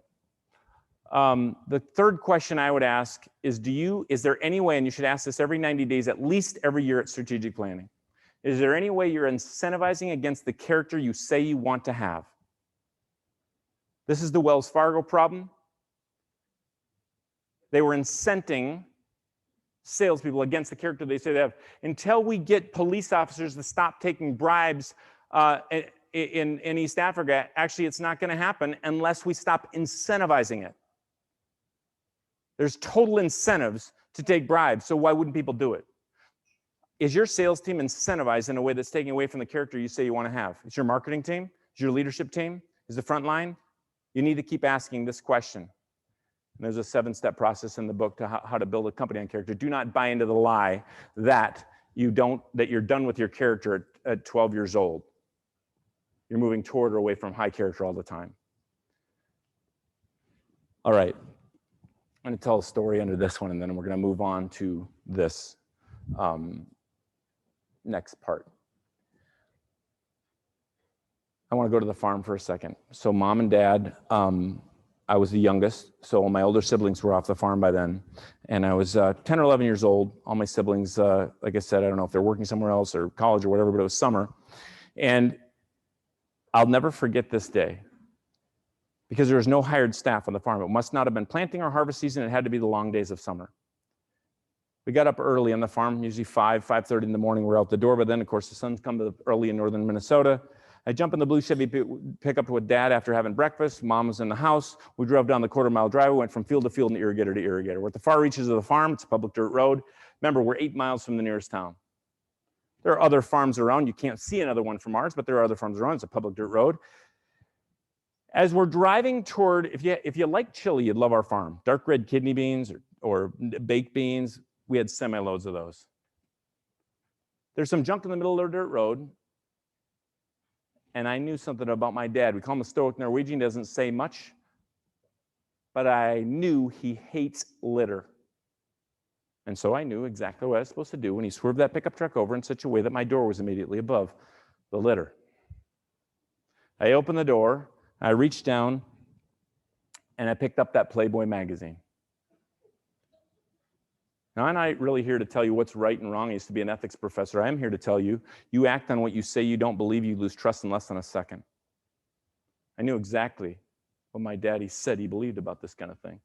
He didn't think it was the right way to look at women. He didn't think it was the right way to treat women. I knew exactly what he said. But today I'd see it.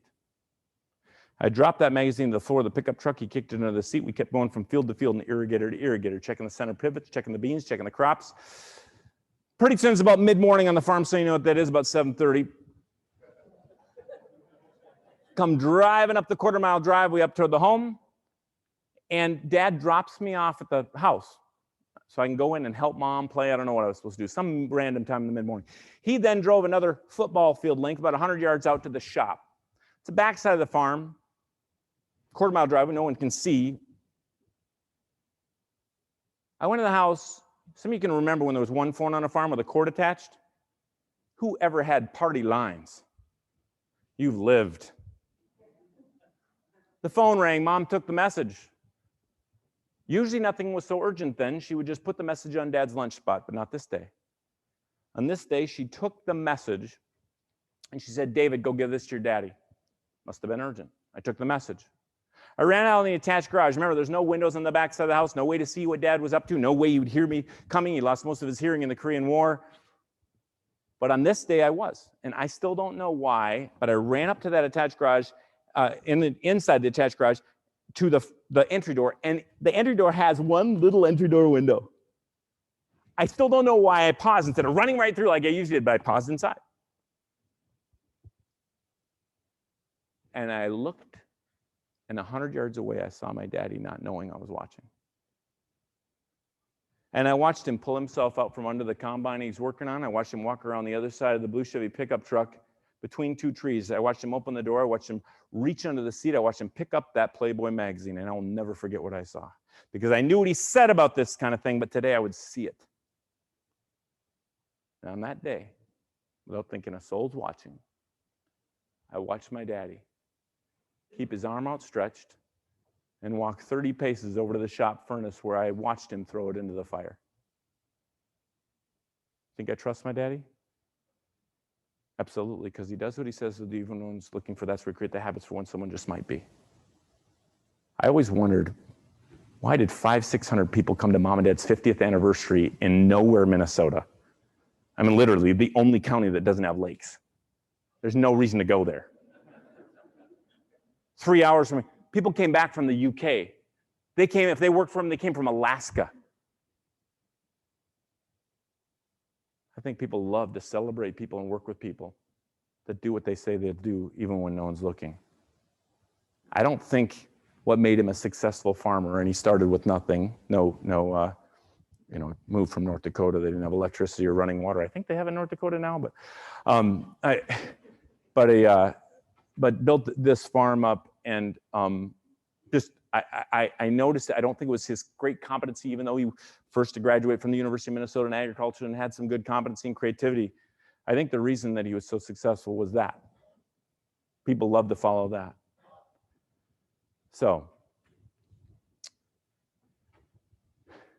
we're going to take a break in about 3 minutes and then come back and do an exercise. But before we do, take 1 minute. We've talked about the case for trust. We've talked about the 8-pillar framework. And we've touched on 3 pillars, the how idea under clarity or VUCA. We talked about compassion. How do we actually change our thinking to what will love them? And character, and 3 questions under character. Talk about it at the table. I'm actually going to give you 3 minutes right now stay in here, and then I will dismiss us for a section. Actually, I got that a little bit wrong. I'm going to show a video before I have us go to a break. So stick with me, but take 3 minutes and debrief what you thought about so far, what you're thinking about trust. We'll have a break. It'll be a few minutes now just to keep my word. But take a debrief. Any takeaways you've got that you think you could take back and use tomorrow morning so far?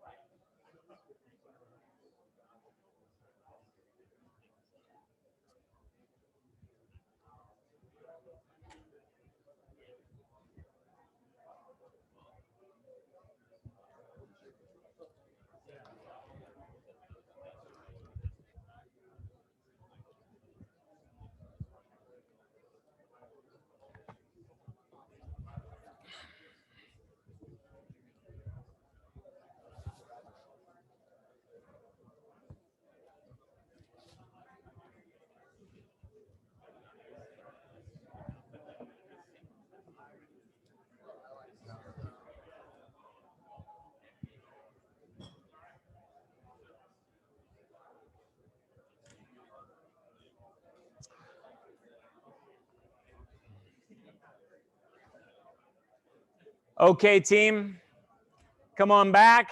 Lots happening, lots of thoughts. Anybody have one thing takeaway they would share, like that's something I want to use, or that's something that I'm thinking about, or that's something that I whatever, a comment or question from this first 2 hours together?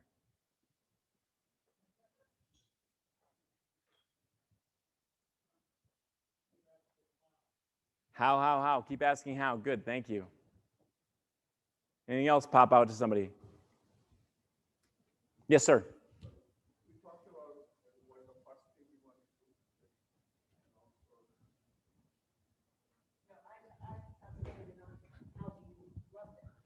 Okay. Creates buy-in. Showing love them creates buy-in and a whole lot of other things. Thank you. Yes, sir. Love it. What's my 3-year-old think of me? Anything else stand out? Or make you think about, maybe you probably thought of a better idea that I didn't share from the stage that just made you think, oh, this is something I could do. Trust, you didn't even talk about this.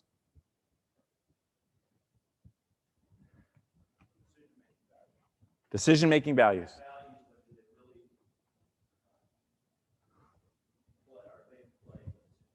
So an example of decision-making values, by the way, another one is that we had this CEO in Colorado that she was liked, but she wasn't really trusted. She defined her decision-making values. She put them on her door. 7 years later, she was not just liked, she was trusted because, oh, she's always going to make her decisions by this. She's going to make her decision by this. We had a university do this where supposed to be a faith-based university. Turns out half the business department was just trying to teach people how to make most money for themselves. It's really hard to get rid of people in education because of tenure. So all we did was just said, well, let's just have everybody decide their decision-making values and put them on their door. Not very easy to get professors to do anything. The ego is like crazy. Anyway, all got issues. So they defined it. So every kid that would go through that door, they would know, okay, this is a business person that's just supposed to teach me to make the most money for myself. Oh, this one wants to teach me how to be in business to change the world. Okay, at least they'd know. Pretty soon the culture changed, and many of these left because who would go in, who would communicate with them, but values can change the culture. When people define their values, you know who you're talking to, especially decision-making values. Thank you. Okay, so I want to jump into, this is the last pillar we'll spend much time on, but connection. This is the willingness to connect and collaborate with others. Okay, there's a lot in this pillar. My daughter's got a little connection pillar going there. One of the newest pieces of research, 92% of people who trust their senior leader more if they're more transparent about their mistakes. Remember, confidentiality can also be trusted, but in senior leaders, if you're willing to be transparent about your mistakes, it can change things. Alia and Gael have to trust each other, as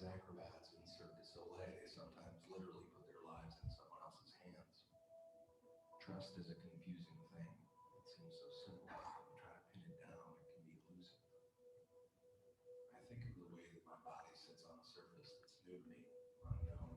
But now my muscles remain tight, anticipating anything. I'm constantly aware of that surface. Over time, with familiarity, I can relax and start to lean back. For many of us, that initial tension exists so much of the time. We expend so much energy watching, calculating, trying to predict, reading signals in people, ready for anything to change suddenly, preparing to be disappointed. So much energy spent. We talk about trust as something we build, as if it's a structure or a thing, but in that building, there seems to be something about letting go. And what it affords us is a luxury. It allows us to stop thinking, to stop worrying that someone won't catch us if we fall, to stop constantly scanning for inconsistencies, to stop wondering how other people act when they're not in our presence. It allows us to relax a part of our minds and focus on what's in front of us. And that's why it's such a tragedy when it's broken. A betrayal can make you think of all the other betrayals that are waiting for you, the things that you haven't thought of, people you rely on. And you can feel yourself tightening up, bracing, and in the worst cases, you might resolve to trust no one. But that doesn't really work. Trust is your relationship to the unknown, what you can't control. You can't control everything. And it's not all or none. It's a slow and steady practice of learning about the capacity of the world. And it's worth it to keep trying. And it's not easy. Alia says that trust is like a fork, not one way, many ways. Physical, emotional, maybe something else. I almost imagine trust as these invisible hands that we stretch out into the world looking for someone to hold on to as we walk into the unknown future. Alia and Mikhail began practicing together as friends, and now they are a couple. It took time. So who do you trust? And how can you grow?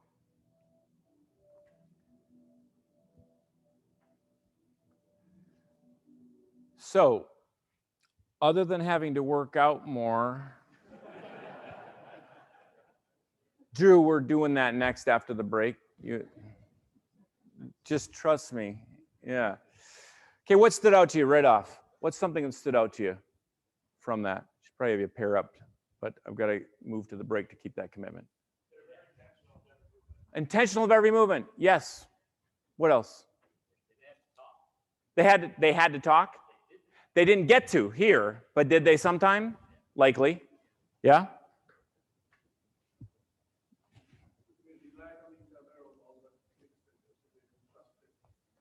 They didn't, yeah, but it's not so easy, is it? They didn't just trust. You think they were ever dropped either way?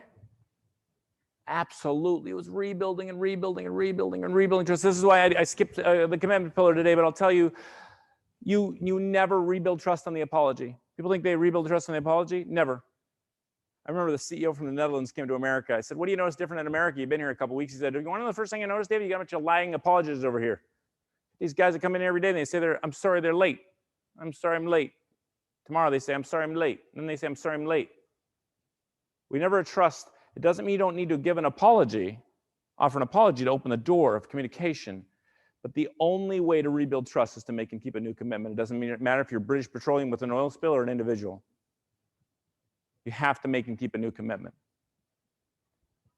They had to make commitments and keep commitments over and over and over. What else stood out to you? Anything else?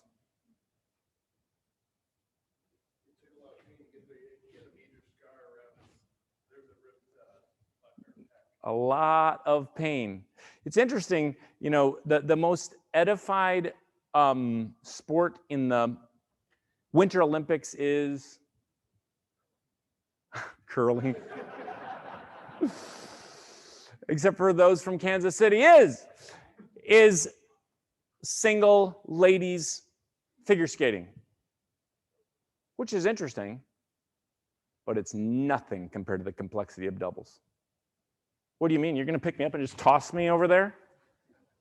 The complexity goes up incredibly. The need for trust goes up incredibly. Of course, there's something we sometimes talk about, the need for trust in yourself of singles. You have to have both. People who don't trust themselves at all have a hard time building it in others. You don't trust yourself at all as a leader, you're having a hard time building your team and a whole lot of other things. So let's get into, I'm gonna move forward. This is worth thinking about in your teams though. This, one of the latest research, 75% of Americans think diversity, actually diversity is really important to high-performing teams, and yet about the same number, 7 out of 10 Americans want to work with people that are just like themselves. We got a big problem. Because how do you get commonality and clarity with healthy diversity? Well, have clear values, but create healthy diversity. Connection is really difficult. So I'm going to go in right now to the exercise we're going to come back from the break on, but I am going to show this video before the break so that it sets it up. So I am sorry for misleading when I was going to put the break. Whether or not you'll trust me is another thing. Here we go.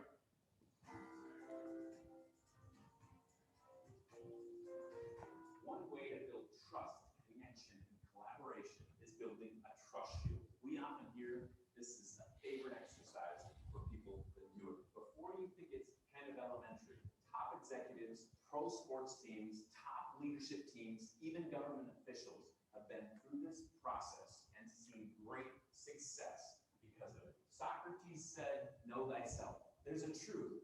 If you don't know yourself, it's hard to lead yourself. In this exercise, there are 2 big wins. Number 1, you'll get clear about who you are as a person and leader. 2, you'll have an opportunity to share it with others. And your willingness to be transparent and vulnerable will build trust. We've seen pro sports teams take this idea and build a trust shield individually, and then trust shield by position group, and then trust shield for that season as a team. After going through this process, we've had several senior executives say, I've built missions for companies and values for companies, but I've never taken this deep of a look at myself and my own life. A trust shield is a symbol of your life. It'll take a look at your past, your present, and your future. Medieval knights used a coat of arms to be known by, the values they stood for, the families they came from. Family crests are unique designs that show what a family might believe in, or where they came from, what they might do for work.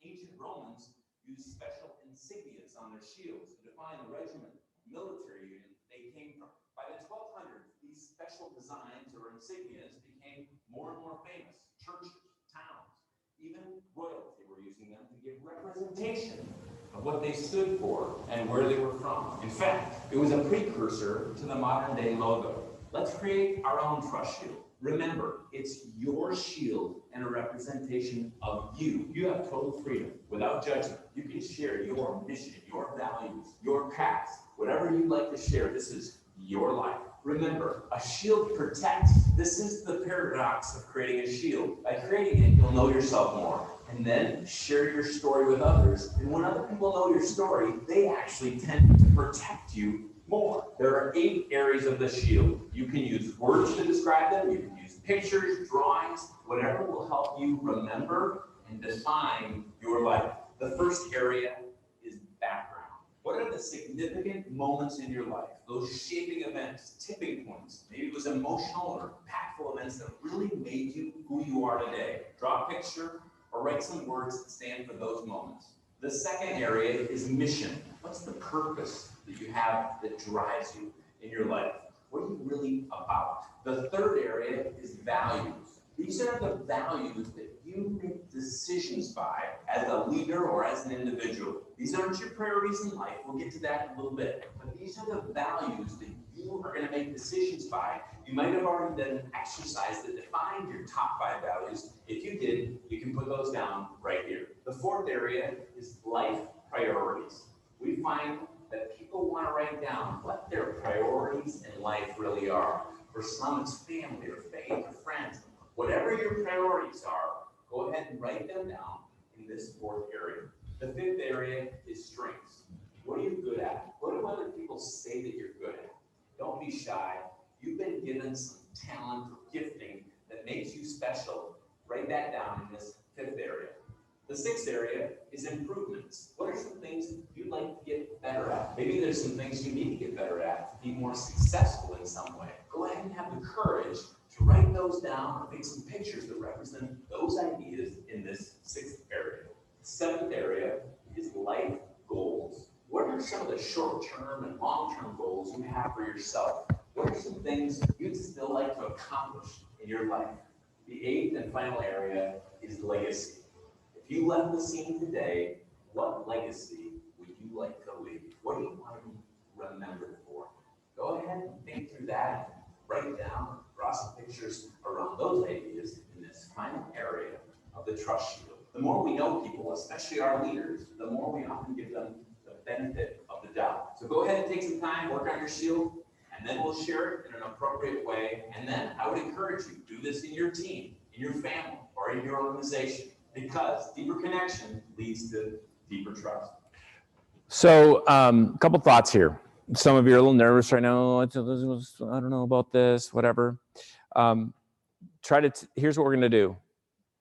We're going to, in a moment, everybody get up. Do not do the shield on this card. You can take this home with you. You're going to draw your own shield. I'll tell you something unique happens when you get back to grade school and you draw it. However you want. This is how they do it in Kenya. This is how, this is a dean of a university that's been through this exercise 4 times, and they've certified and trained hundreds of people of that elite university that you would all know, but that's the shield that he doesn't let us use. Somebody just wanted pictures, kind of a painful life, didn't want to put any words down. Doesn't mean that when we did this, this was the start of one without filling it out, but this was the, I think, police chiefs that we work with, and they made the shield this way. Whatever it means to you, some people just get creative. Doesn't matter, but those 8 areas are important. So what we'll do is we're going to share it with just a few people. It's amazing. I can tell you the stories of what's happened when whole leadership teams have shared. I can tell you what's happened when people have gotten up and this person says, I'm a born-again Christian. The next person comes on, I'm a Muslim. The next person comes on, I'm an atheist. And they start to see each other as humans. And they start to love each other even amidst differences. And actually, they found more similarities than you can imagine. And a team started to be built. They started to have each other's back. Many times I've had what I said there, where people have worked together for 20 years, and they said, in this exercise, in these 3 minutes, I learned more about this person than I knew in the whole time of working with them. So first thing is building the shield. You have, for a break and building the shield, I would just take, in this one, you're going to have a bunch of social time when you're sharing it. Take a quick 5-minute break, and then you'll have a total of 15 minutes, 10 minutes to build your shield. You don't have to be perfect. Just go up and draw it, put your things, what's your mission? But I would, if I was going to spend more time anywhere on this right now, I'd spend it on background. Many of us skip who we are, and that's what people trust us on. They get to know us on. Like for me, a drowning accident when I was 20, I used to be a lifeguard, being caught under something that I couldn't get out of until basically a miracle. That gave me claustrophobia. The reason you pay me to be here today is getting on a plane every time, because I got to deal with claustrophobia every time I get on the plane. That moment changed me. Something happened to my sister when she was very little, made me sensitive to girls and women because that moment happened to me. Those background things, tipping points, try to get some of those down, but try to work through the whole thing. I know we could work on it for 20 minutes. We could work on it for 3 hours, but in 10 minutes, try to get your life down. If you think, oh, I got it, I did 7 minutes, I'm done. You didn't get your life down, okay? In 15 minutes, we will call you back. If you don't fit around here, there's more of these pages outside in the hallway. So try to get done as fast as you can.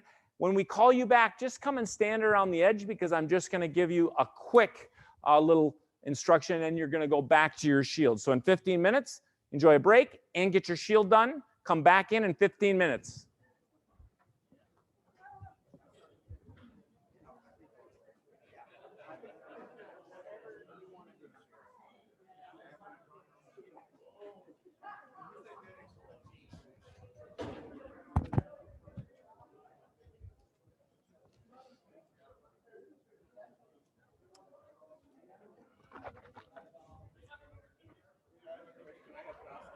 I could ask you. So you trusted your editors, right? My what? Your book editors, the book publisher. Yeah. And they changed your. In certain ways, yeah. They changed your. Yeah. So, But I don't trust them anymore in certain ways. So that's what I'm saying. Of course, and I shouldn't. They broke trust. People, I do, just because I believe in this doesn't mean that I believe we should trust everyone. What I'm trying to show today is not them. How can I be most, this 8 pillars works for you. It works for me. But I don't trust them. I don't trust that boy with my daughter. I don't trust, there's a lot of good reasons not to trust. But when you build these 8 in your company, in your marketing, as a person, you become most trusted. And that's when you get the most influence. The publisher just lost some influence. Yeah, because you know, like you talk about, so I follow, there's few people I follow, like Stephen Covey is number one. He talks about the same thing. We were talking about like the circle of control, circle of influence, and circle outside your control. And then what you talked about is your the micro level. So that's like I follow somebody called BJ Fogg in Stanford, the Tiny Habits. So yeah, so a lot of things are connecting. Yeah, but the truth is connecting. Yeah. So yeah, good. That's very good. Thank you. Make sure you put it up on a big sheet, buddy. Make sure you guys get it on a big sheet. Good. Make sure you get those drawn up on big sheets. Everybody's gonna, oh, look at that. That's super cool. But you want to have it on a big sheet. You can bring it back to that later. But yeah, no, but yeah, do it and take a picture of it. Exactly. Thank you. Let's take it. I'll tell you right now. I can tell that I've been, uh-oh, I kicked your thing again. Shoot. Okay. No, thank you. Okay. All right, make sure you guys do it. Yes, we will. Do it. You don't have much time. Okay, I'm gonna encourage you guys. You can take a picture of it later, but try to do it on the big thing. Push yourself to do it on the big. That's the point. You will have a point soon. Grab your markers. Make sure you get it up on the big one of the big ones. And if you missed, you can go out front.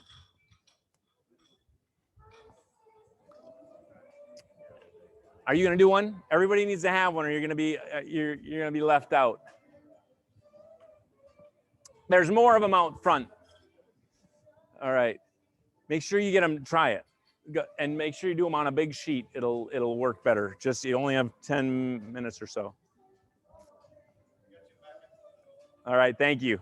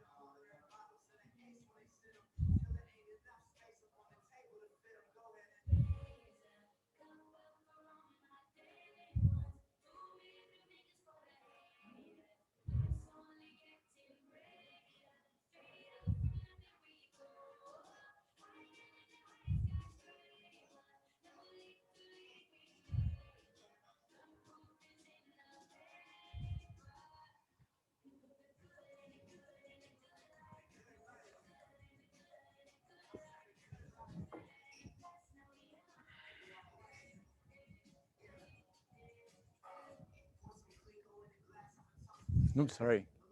Oh, that you were. I was looking for you when the development.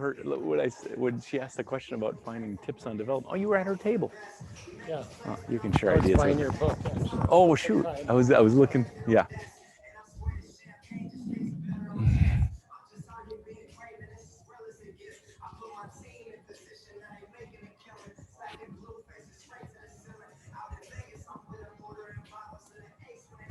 Are you gonna be able to get it on a big sheet too? Are you gonna be able to get it up on a big sheet? If you can, do it on a big sheet first, and then you can take that with you. Just because that's how we're gonna share it. If you can, give me this big mic. Just really loud for a second. Just pause that. You ready? Yes. Oh, that's okay. Just give it to me good and loud. No. Oops. No, that's fine. I'm just gonna say just a quick. All right, 5 minutes left. Getting your life down. Go deep as you can in 5 minutes. You don't have to share any of it. This is for you. You'll get to share what you want to share. Who are you? What's the legacy you want to leave? Background, 5 minutes. Thank you.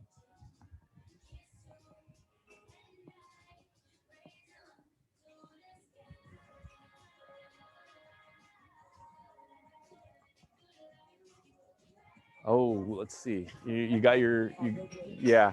Let's, do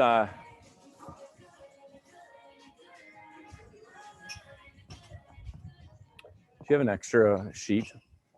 I'm gonna bring one. Just. Let's see. I gotta get her a. Just stay there. I'll bring you some. Oh, do you have a white here? I'm gonna put her up here. She's already up there. Thank you.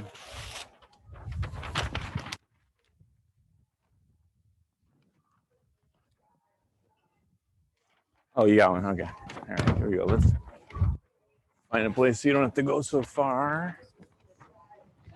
It's better if you stand. Would you like to be there or there?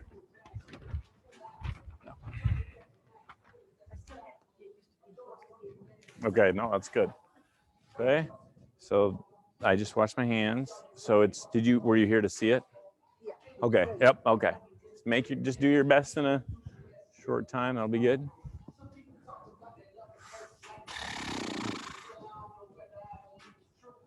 You got one? You ready to share? Where is it? The little guy. I like it, okay, good. Have you done this?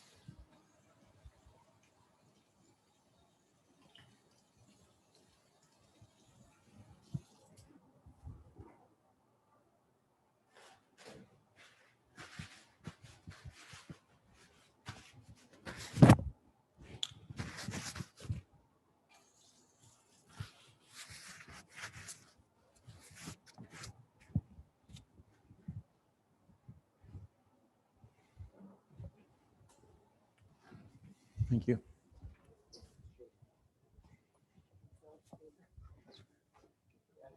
These are cool. They're really cool when they share them.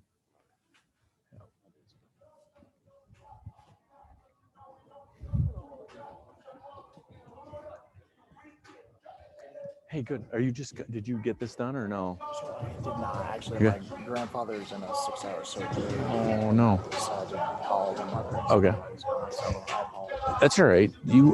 I would do one quick, just because then you'll be able to be a part of the rest of the day. No, By the time. absolutely. I've been So attending. did you listen to this? Yes. Did you see the video? So yeah, just pick a, just do one quick, like Okay. either in that corner or you want to do it on a big sheet because you're going to be next to me. Maybe there's one open like over there. Yeah. So I'm just kind of do it. You won't get it perfect. Yeah.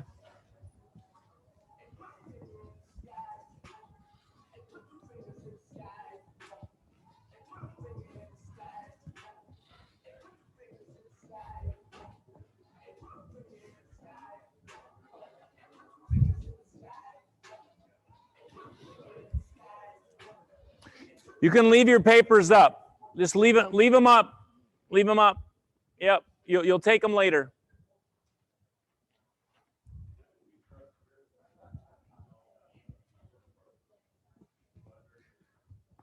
I just need a good low. Yeah, I just need it good and loud. That's why. All right, in 1 minute, just come to the back of the room. Leave your sheets of paper up, and just all the rest of you that are around the room, just stand there. We'll be with you in 1 minute.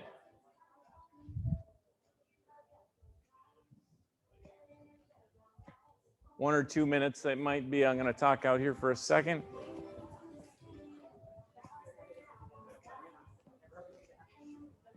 Just leave your sheets up right where they are. Yep. And no one will look at it. We'll meet in here in about 1 minute. Just come to the back of the room in about 60 seconds. How about? Okay. And then you'll go right back to your sheets in 60 seconds. Okay. Come on back and yeah. Okay, I got it done. Good. I did the work. All right, stay right here in the back because you'll go back there. All right.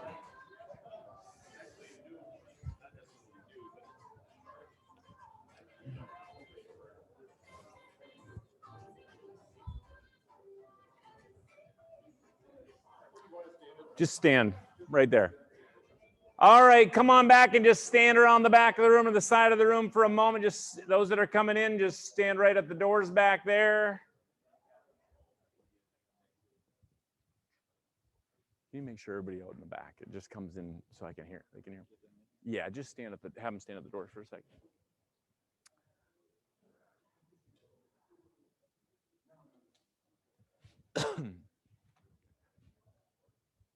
Okay, so here we go. So we're going to do something. I'll get everybody's attention over here. So when you do this in your leadership team, you do this in your company, you do this as a family, you can take a little more time. I'm going to show you what can happen though when you just share even only 3 minutes. Okay? So in 3 minutes, here's what will happen next. We'll get into groups of 3 triads. Okay? If you're with your own group, that's great. If you're with someone else, no big deal. You'll get the feel of it and the experience of it. You'll go to the first person. They will share until I say something and then let them finish their thought. If they're talking about some big background thing or something that's happened to them in life, but don't move on to the next person until I've said to. If you think you've shared your life, everything you can possibly share in 3 minutes, it's not true. Okay? So keep going. I might give you 4 minutes. We'll see how it goes. I want to honor lunch. But basically, you'll have 3 or so minutes and keep going with that person. Then when I say, okay, it's about time to go to the second person, that person wraps up their kind of thoughts, what they're thinking about, and you'll go to the second person's shield. You'll go stand at their shield. They'll share what they are willing to and would like to share, starting with their background down. Then I'll say go to the third person. After the third person, keep with that third person until I say we're done. When we're done, grab your shields that are out there and please bring them in. For those of you who can either grab them or we will dispose of them confidentially. All of them will be taken and will be confidentially disposed on. However, you can take yours with you, of course. If you're outside the room, please bring it in and throw it on the ground in a crumple over here, we'll get them all, or just stick them to the wall here and we'll get all of them off and take them out confidentially afterwards. Are we clear? Okay, so don't go to the next person till I've said so, and I'll do something. I'll have a chime going, move to the second person, or I'll say something through here. So right now, let me just see that we have triads so everybody has a space. Get into a triad with, let me see that people are in groups of 3. You don't have to be right next to each other. Don't talk too much. Just show me that anybody who's not in a triad.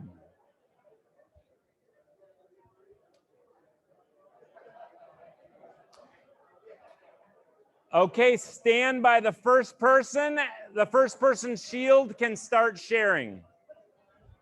Let's make sure everybody's in groups of 3. They have 2. All right. Are you 3 sharing? Okay, you're gonna start at hers? Great. Okay. No, just leave it there. Stand and do it. Then you can stay away better and all that. Yep. Share yours. You got 3 minutes about. Great. If you do this with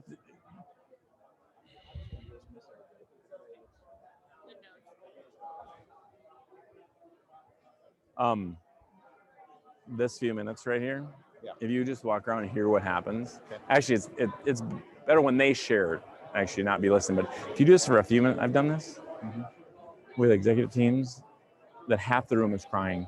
Really? When they didn't trust each other at all. And that I had Democrats and Republican senators and representatives do this exercise, and by the end of the day, they're actually starting to work together. It's pretty cool. Yeah. Lunch, of course, is we're having a small 10-person lunch next door. Okay. So don't make an announcement to everybody. Oh, sorry. And Drew's buying lunch.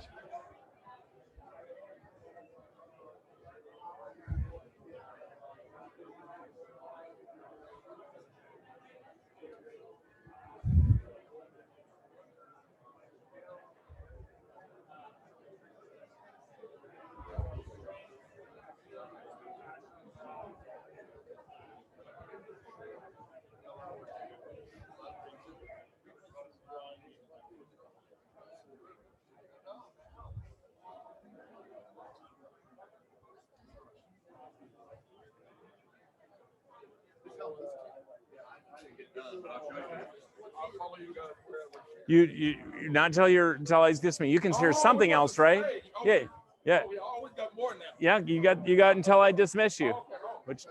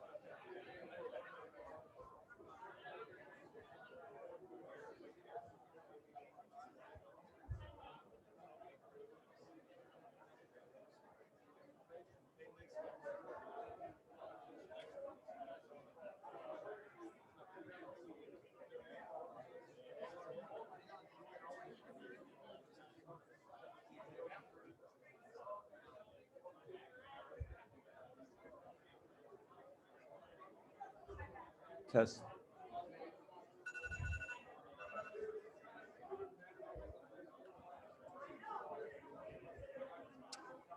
When it makes sense, go ahead and move to the second person. When you're able, go to the second person.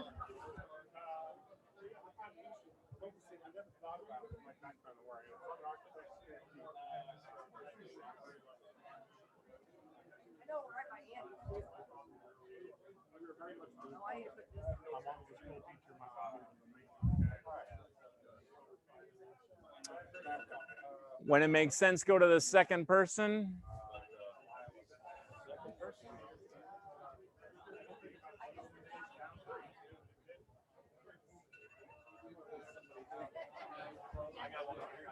When it works out, go to the second person.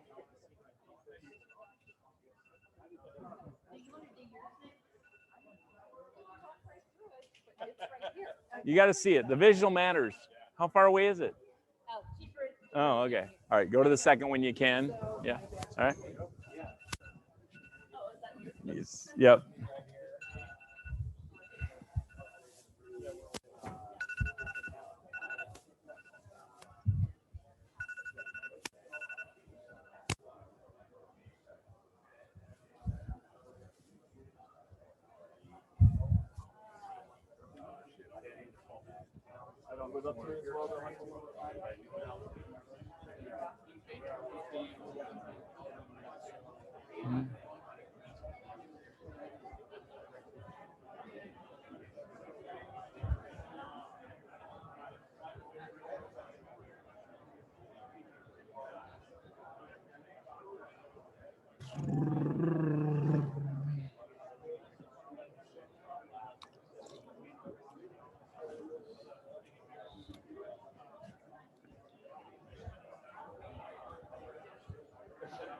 Mm-hmm.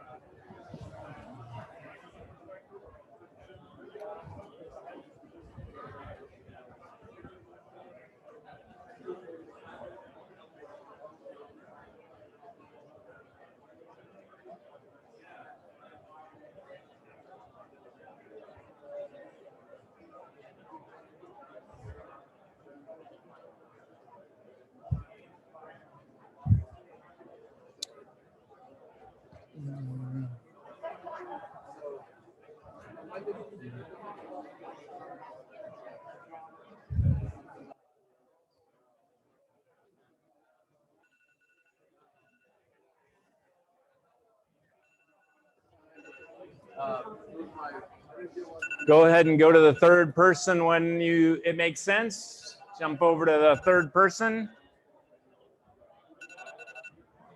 Jump over to number 3 when you can.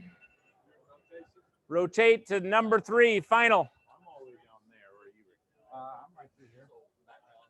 Well, you guys are a group of 4. Yeah, we broke it.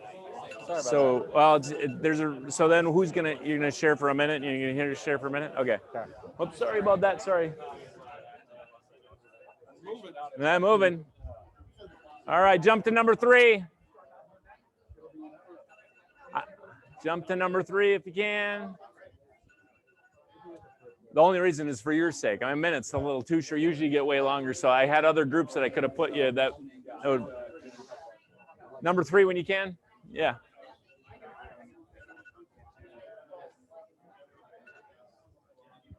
What is it for segment? 3, 3, and 3? Just 3 minutes each? Yeah, but I wouldn't do that short. I just got a little behind on some. I usually do 5 is nice. Like you can do 20, but 5, I'll do a boardroom and people will share longer if it's that way. But for a massive group, but triads of 3 is nice because it's safe. And it's not just a pair.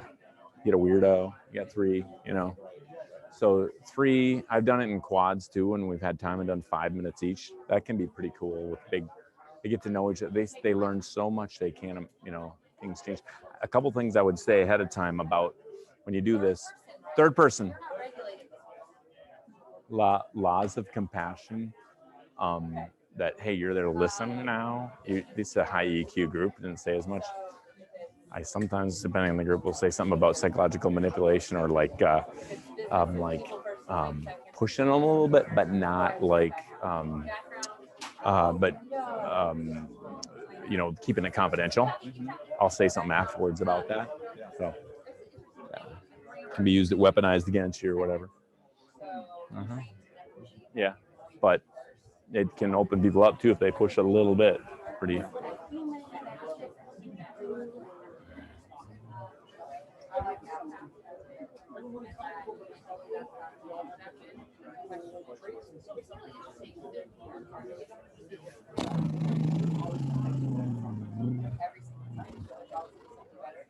And then I think that what I saw was a lot of quietness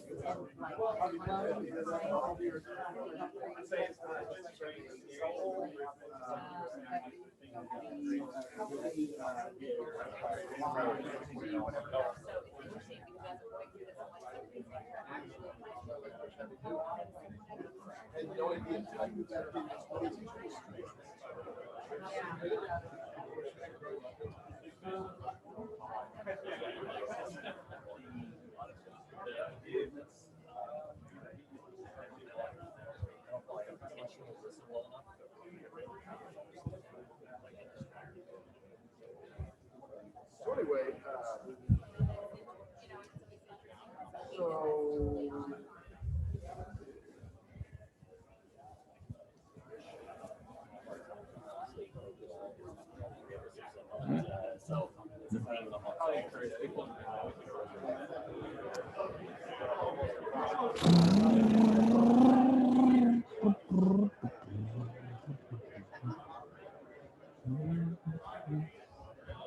You guys all went?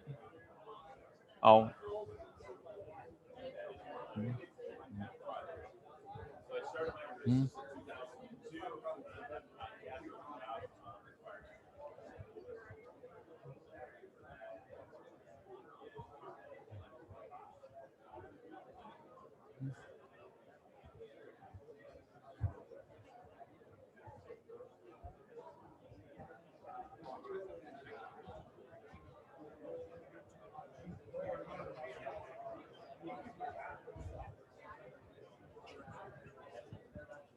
What is there a lot more cases left too?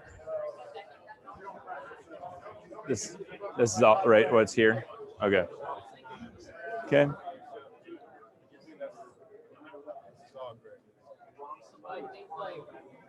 Okay. Okay.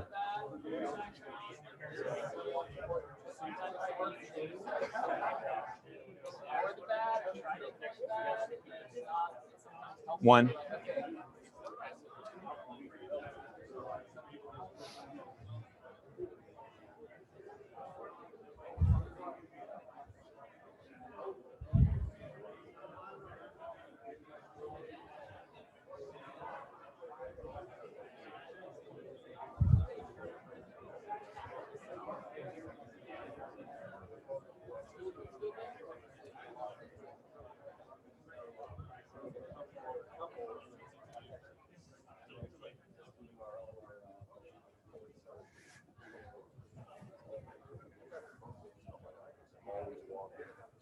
You guys can grab your shields and come in when it makes sense.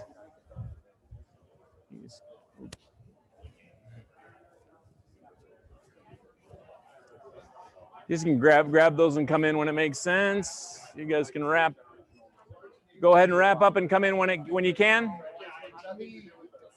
When you can, come on and wrap up and come in. Maybe if anybody leaves those out here, grab them and. All right, when you guys can wrap up and join us. That's great when you can.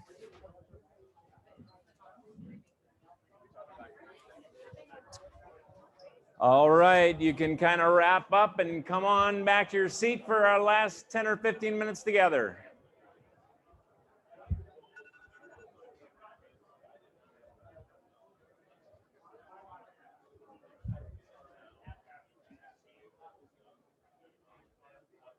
You can come on in and have a seat.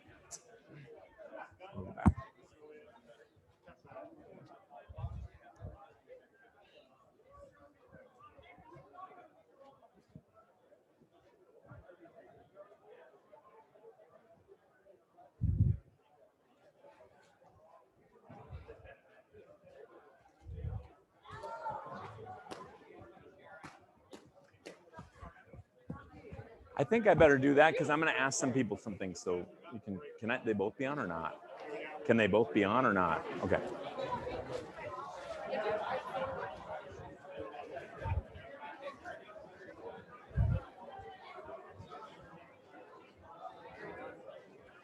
All right, come on back.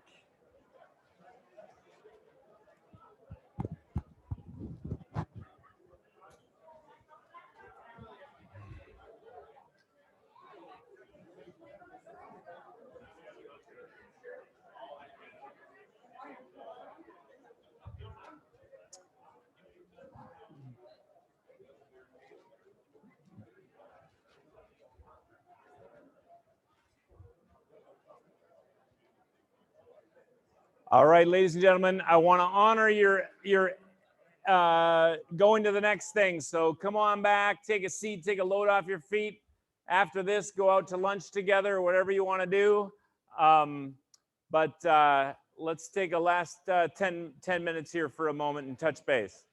So, and I can do both. Sorry. All right.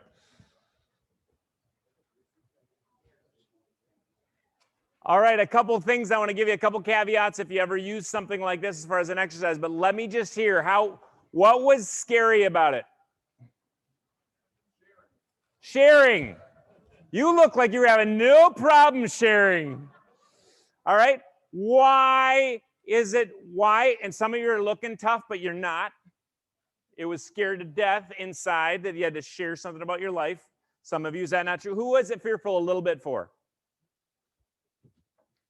Yeah, okay. And why?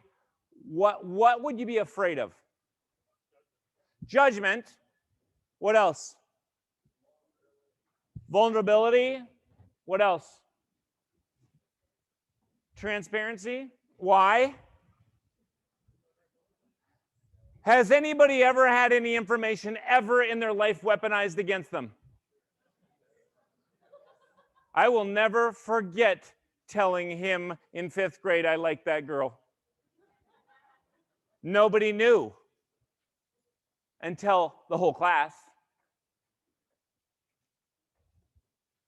My wise older brother, 10 years my senior, 11 years my senior, the economist, often says, we're in a more critical world than we've ever been in without the ability to critically think. And that's the facts. You're going to lead anything, you're going to get critiqued. I mean, if you want to get critiqued for a living, if that's what you want for your life, just let's get critiqued for a living. Give a speech. You've been critiquing me all morning, right? Well, say, you should have worn a tie. Oh, he's from Minnesota. I mean, something's wrong, right? Right? Or write a book or lead anything. You will get critiqued for a living. So you have to do what's right anyway. What else was tough about it? Because how many of you learned something you didn't know about the person that shared for 3 minutes? And of those, how many knew each other a little bit, pretty well, worked together for a while?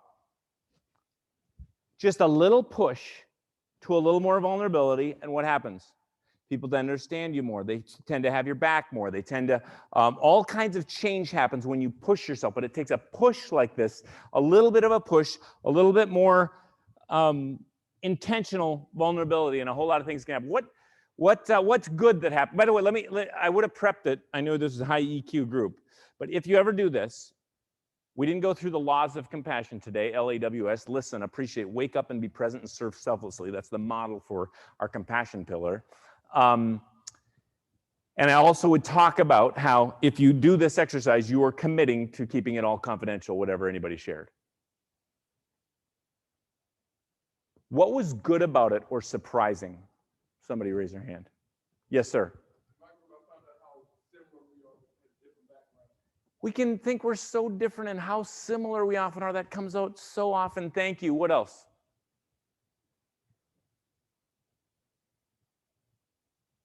What else was good or surprising? Yes, ma'am, in the back.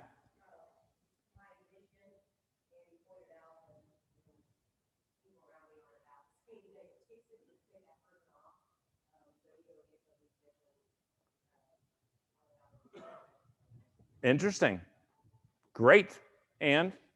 Clarity, just because it forces you to kind of condense what matters most in your life. And so that provides an enormous amount of clarity in a quick amount of time.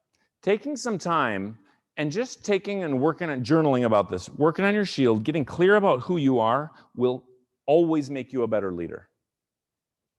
So taking a pause and thinking about this and writing on this and getting clear about who you are, it's a huge thing. We talk about the strategic type of leadership, self-leadership. I mean, a whole lot of trust starts with trusting yourself, right? When we talk about the health side. So the health side, I'll give them, well, very quick. Actually, I'll give them under this pillar. Let me share this because we got to wrap up. And I'll stay as long as you want, but I just don't want to be the one reason that you missed lunch with the queen or whatever. So consistency is the final pillar.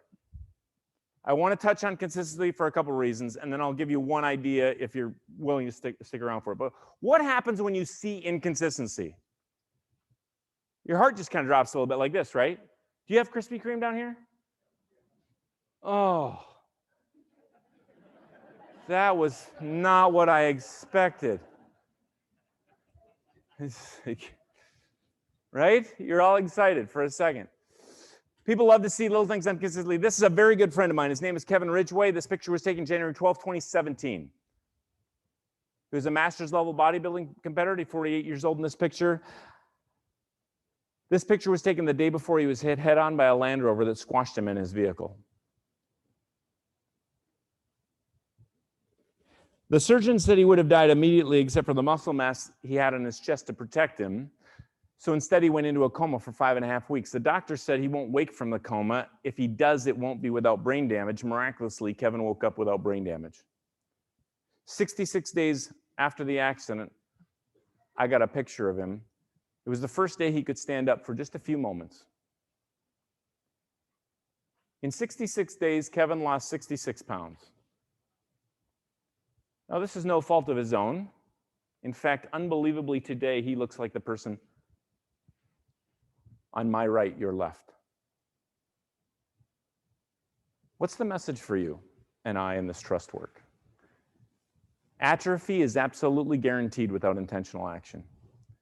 Every relationship you have with every customer, every employee, and every person is atrophying every single day because of two things: time and change. Your body is atrophying, your relationships are atrophying, all this trust work is atrophying. What did we talk about today in one word? Some of you don't even remember now. Like only one person. What's going to happen tomorrow? Oh, I think it was a guy from Minnesota. A week later, it's like, I think there was a leadership thing. It's unbelievable, our loss, unless we continue to put the right ingredients in. We learned it on the farm. I'm going to come back to this. Healthy things grow and sick things die. Healthy animals grow on the farm, sick ones die. Healthy churches grow, sick ones become divided. Healthy marriages grow, sick ones become divorced.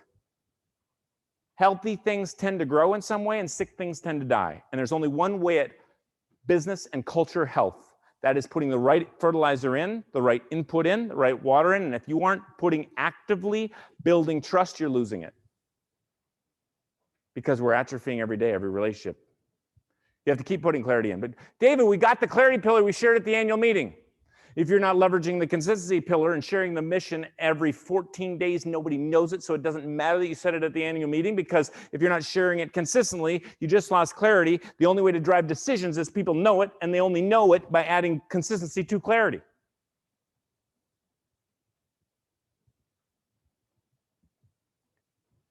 We bring it back to ourselves because organizations don't change, people do. I am going to go back to the seeds thing because I think I want to share it, even though it might take a moment, but I think it'd be worth it for you and I today. Lisa and I, my wife and I, were looking at what is it about people that actually create change? What is it about people? We see all these, some of these events I get put on, there's a bunch of kind of motivational woo-ha speakers, and you see people get all excited afterwards and they do nothing. I'll often ask an audience, how many of you have ever changed a really difficult habit? Lost 30 pounds or more, stopped smoking, whatever, and something big? Often in an audience, I'll first say, how many of you wanted to? Everybody raise their hand. And often 6% of people actually ever have. Why is change so hard? Well, we have a habit-changing process, but I'll bring it back to seeds. This is what I would say when I talk about input in your own life. Think about this. If you're out of whack, think about seeds. S stands for sleep. Turns out we need it. We used to have an ego about it. Oh yeah, I haven't slept for, I only need 5 hours a night. Oh yeah, I haven't slept for 7 weeks. Oh yeah, right? But we actually need sleep. My waist size is better when I have a certain sleep. My relationship with my wife is better when I have a different sleep. Everything changes with sleep. Sleep. The first E stands for exercise. Turns out movement matters. We all know it, but how many of us have this as a system for self-leadership? I'm not going to start running marathons like my wife, but I did learn if I just walk a little more, that led to some other things. I have a tread desk in my office now, and I talk to people, and so I just go 2 miles an hour, just kind of go. There's a lady started having her tread desk just going 2 miles an hour at the beginning of COVID, and she just got front page in the paper, Minneapolis Star Trib. She lost 81 pounds, and she walked her average is about 22 miles a day that she walks, just doing all her calls and everything in COVID at home instead of going to the office. But whatever it is, figuring out movement a little bit. The next D is eat right. Once again, I'm not saying it's easy, and I'm not here to judge anybody, but what the doctor said to me is, David, you want to drive a Ferrari or a junker? Because we put different fuel in a Ferrari. What you put in matters. You want to have a high-performance vehicle or a high-performance leadership vehicle? It all goes together. He argued at the time that the reason Tiger Woods was the best golfer in the world was because of how lean he was, not anything else. He said, by the way, David, you can't outrun a cheeseburger. What did he mean by that? If you go to Wendy's today and you go look at the big cheeseburger meal, it's got about 1,600 calories. There's one of them that has 21 calories in one meal. And yet that's how many calories I should get in a full day. Can't outrun it. Why? 30 minutes on a treadmill, how many calories do I burn? If I spend a whole hour, and who has a full hour, how many calories do I burn? I don't even come close to 1,000. You can't outrun it. You can never outrun that meal. One other thing he did with me is he just gave me, I don't know if you know what a bowling ball weighs, I think it's 16 or 14. Anyway, he gave me 3 of them or 4 of them to hold, and he said, now just carry that around a little bit, go up these stairs. I couldn't do it, of course, but he said, that's what you're doing your body every day. The E is eat right, and eat beats exercise 1,000,000 times over. He said, I'd rather have a healthy eater than a cheeseburger eating marathoner. You can change by what you put in your body. It's worth thinking about. I am, once again, not here to judge anybody, and I'm not perfect at this. I'm going to have some ice cream anyway. But It's worth thinking about. The D stands for drink water. Most of us don't get enough of it. Many Americans are dehydrated much of the time. They're not drinking enough water. Something to think about. The S stands for source of strength. I'm actually not here to tell you what your source of strength should be. For us, for Lisa and I, it's faith and family and some other things. But I will tell you this, as I've sat next to presidents of countries and companies, presidents of pro sports teams, I see many that have imposter syndrome, that are all alone, that after they don't have that job, they'll even be more alone because no one will care one bit about them because they don't have any source of strength beyond themselves. The best leaders have a source of strength beyond themselves. Of course, I recommend some very specific things there around faith, and family, and friendships. I mean, if you saw the research out of Harvard last year, you'll notice the people that lived the longest, you know what number one was? Smoking was in the top 10 as far as not smoking, not drinking. Number one by far was what? Highly connected community, close relationships. I still remember this. I was a kid growing up and I remember, legendary coach Tom Landry. In Minnesota, you kind of had to have another team you'd watch because Minnesota, we've never won any championship to speak of, World Series, but no basketball, no football, no. So Dallas Cowboys was my team. I watched the legendary coach Tom Landry, and I still remember this day. A young reporter stuck the mic in his face. This amazing coach, and on national television, that young reporter said to Tom Landry, "What is it with you?" After games, I interviewed these other coaches. When they've won, they're all excited. When they've lost, they swear at me. You're the same every time. Do you not even care? You're just the same every time. On national television, Coach Landry said, "I don't know. I think it might be because I have my priorities in order. For me, faith comes first, family after that, friends after that. If I lose on Sunday, I got a whole lot left over." If your business is the only thing, you will lose in your business. That's just what I've seen. You have to have a source of strength beyond yourself. So on this consistency, this is the 8-pillar framework. We talked about it today. If I was going to go from here and give you something to do, I would take these 8 pillars. Of course, there's a whole lot of takeaways. Of course, we'd love to help you if it makes sense. Of course, if you want to measure trust in your organization, we can help in a whole lot of other ways or give you a whole lot more tools. But if I was never going to see you again, I'd write these 8 down and I would just take your team together and say, what are we doing well? Underline them. There's 2 or 3 you're doing well. We're all doing some things well. I would take one and say, hey, what pillar, if we focused on that for the next 90 days, that would help us build trust with some group. Maybe it's this audience, maybe it's customers, maybe it's within our team, just one audience, just one specific group, and say, if we built that clarity with them, that would really help us build trust. If we showed compassion to them, that would really help us. Circle that pillar and how that, and to you as a team, and every individual is going to do something starting today or tomorrow. That's what I would do.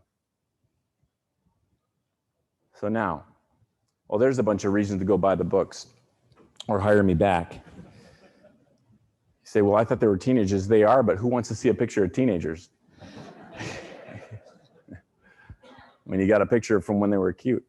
Anyway, I'll be back there afterwards. We do have something free. I promised if you would like the latest research or some of the trust tools that you could share with your team, we promised we'd get that to you. Allison will be on standby for that. Allison@trustedge.com. If it's not quite on there, it's 1L, Allison@trustedge.com. Just put trust tools. You have to do that today. She knows where I am today. She'll send you the free stuff if you're interested in that at all. And I'll leave you with one last sentence from the farm, since we've talked about the farm a little bit today, and it sure aligns with all the research. And that is that. Whoops. Well, we'll leave it that way. I think I might have blown it. One thing we said on the farm, yes, healthy things grow, but the other thing we said on the farm is you got to do the work. We're in a world that wants to say, we can change your habit in 21 days. You can get that done really quick. This is really easy. I want the easiest steps for success. Trust doesn't work like that. It takes work. but it's the only way I know to real lasting success. I'm passionate about it because it changed me and my company. I've seen it change to some degree, made a dent in countries and organizations. I hope for you, when we come back together, you've even built this trust edge a little stronger, a little deeper. I hope you become a little bit more of a trusted leader. I'm not perfect at any of this stuff I taught today or talked about. I'm working on it every day, but I do believe it's the only way to real, genuine, lasting success, and it takes work every day. Thanks for letting me be here. Thanks for the invitation. There you are. Yeah, thank you. Thank you, David.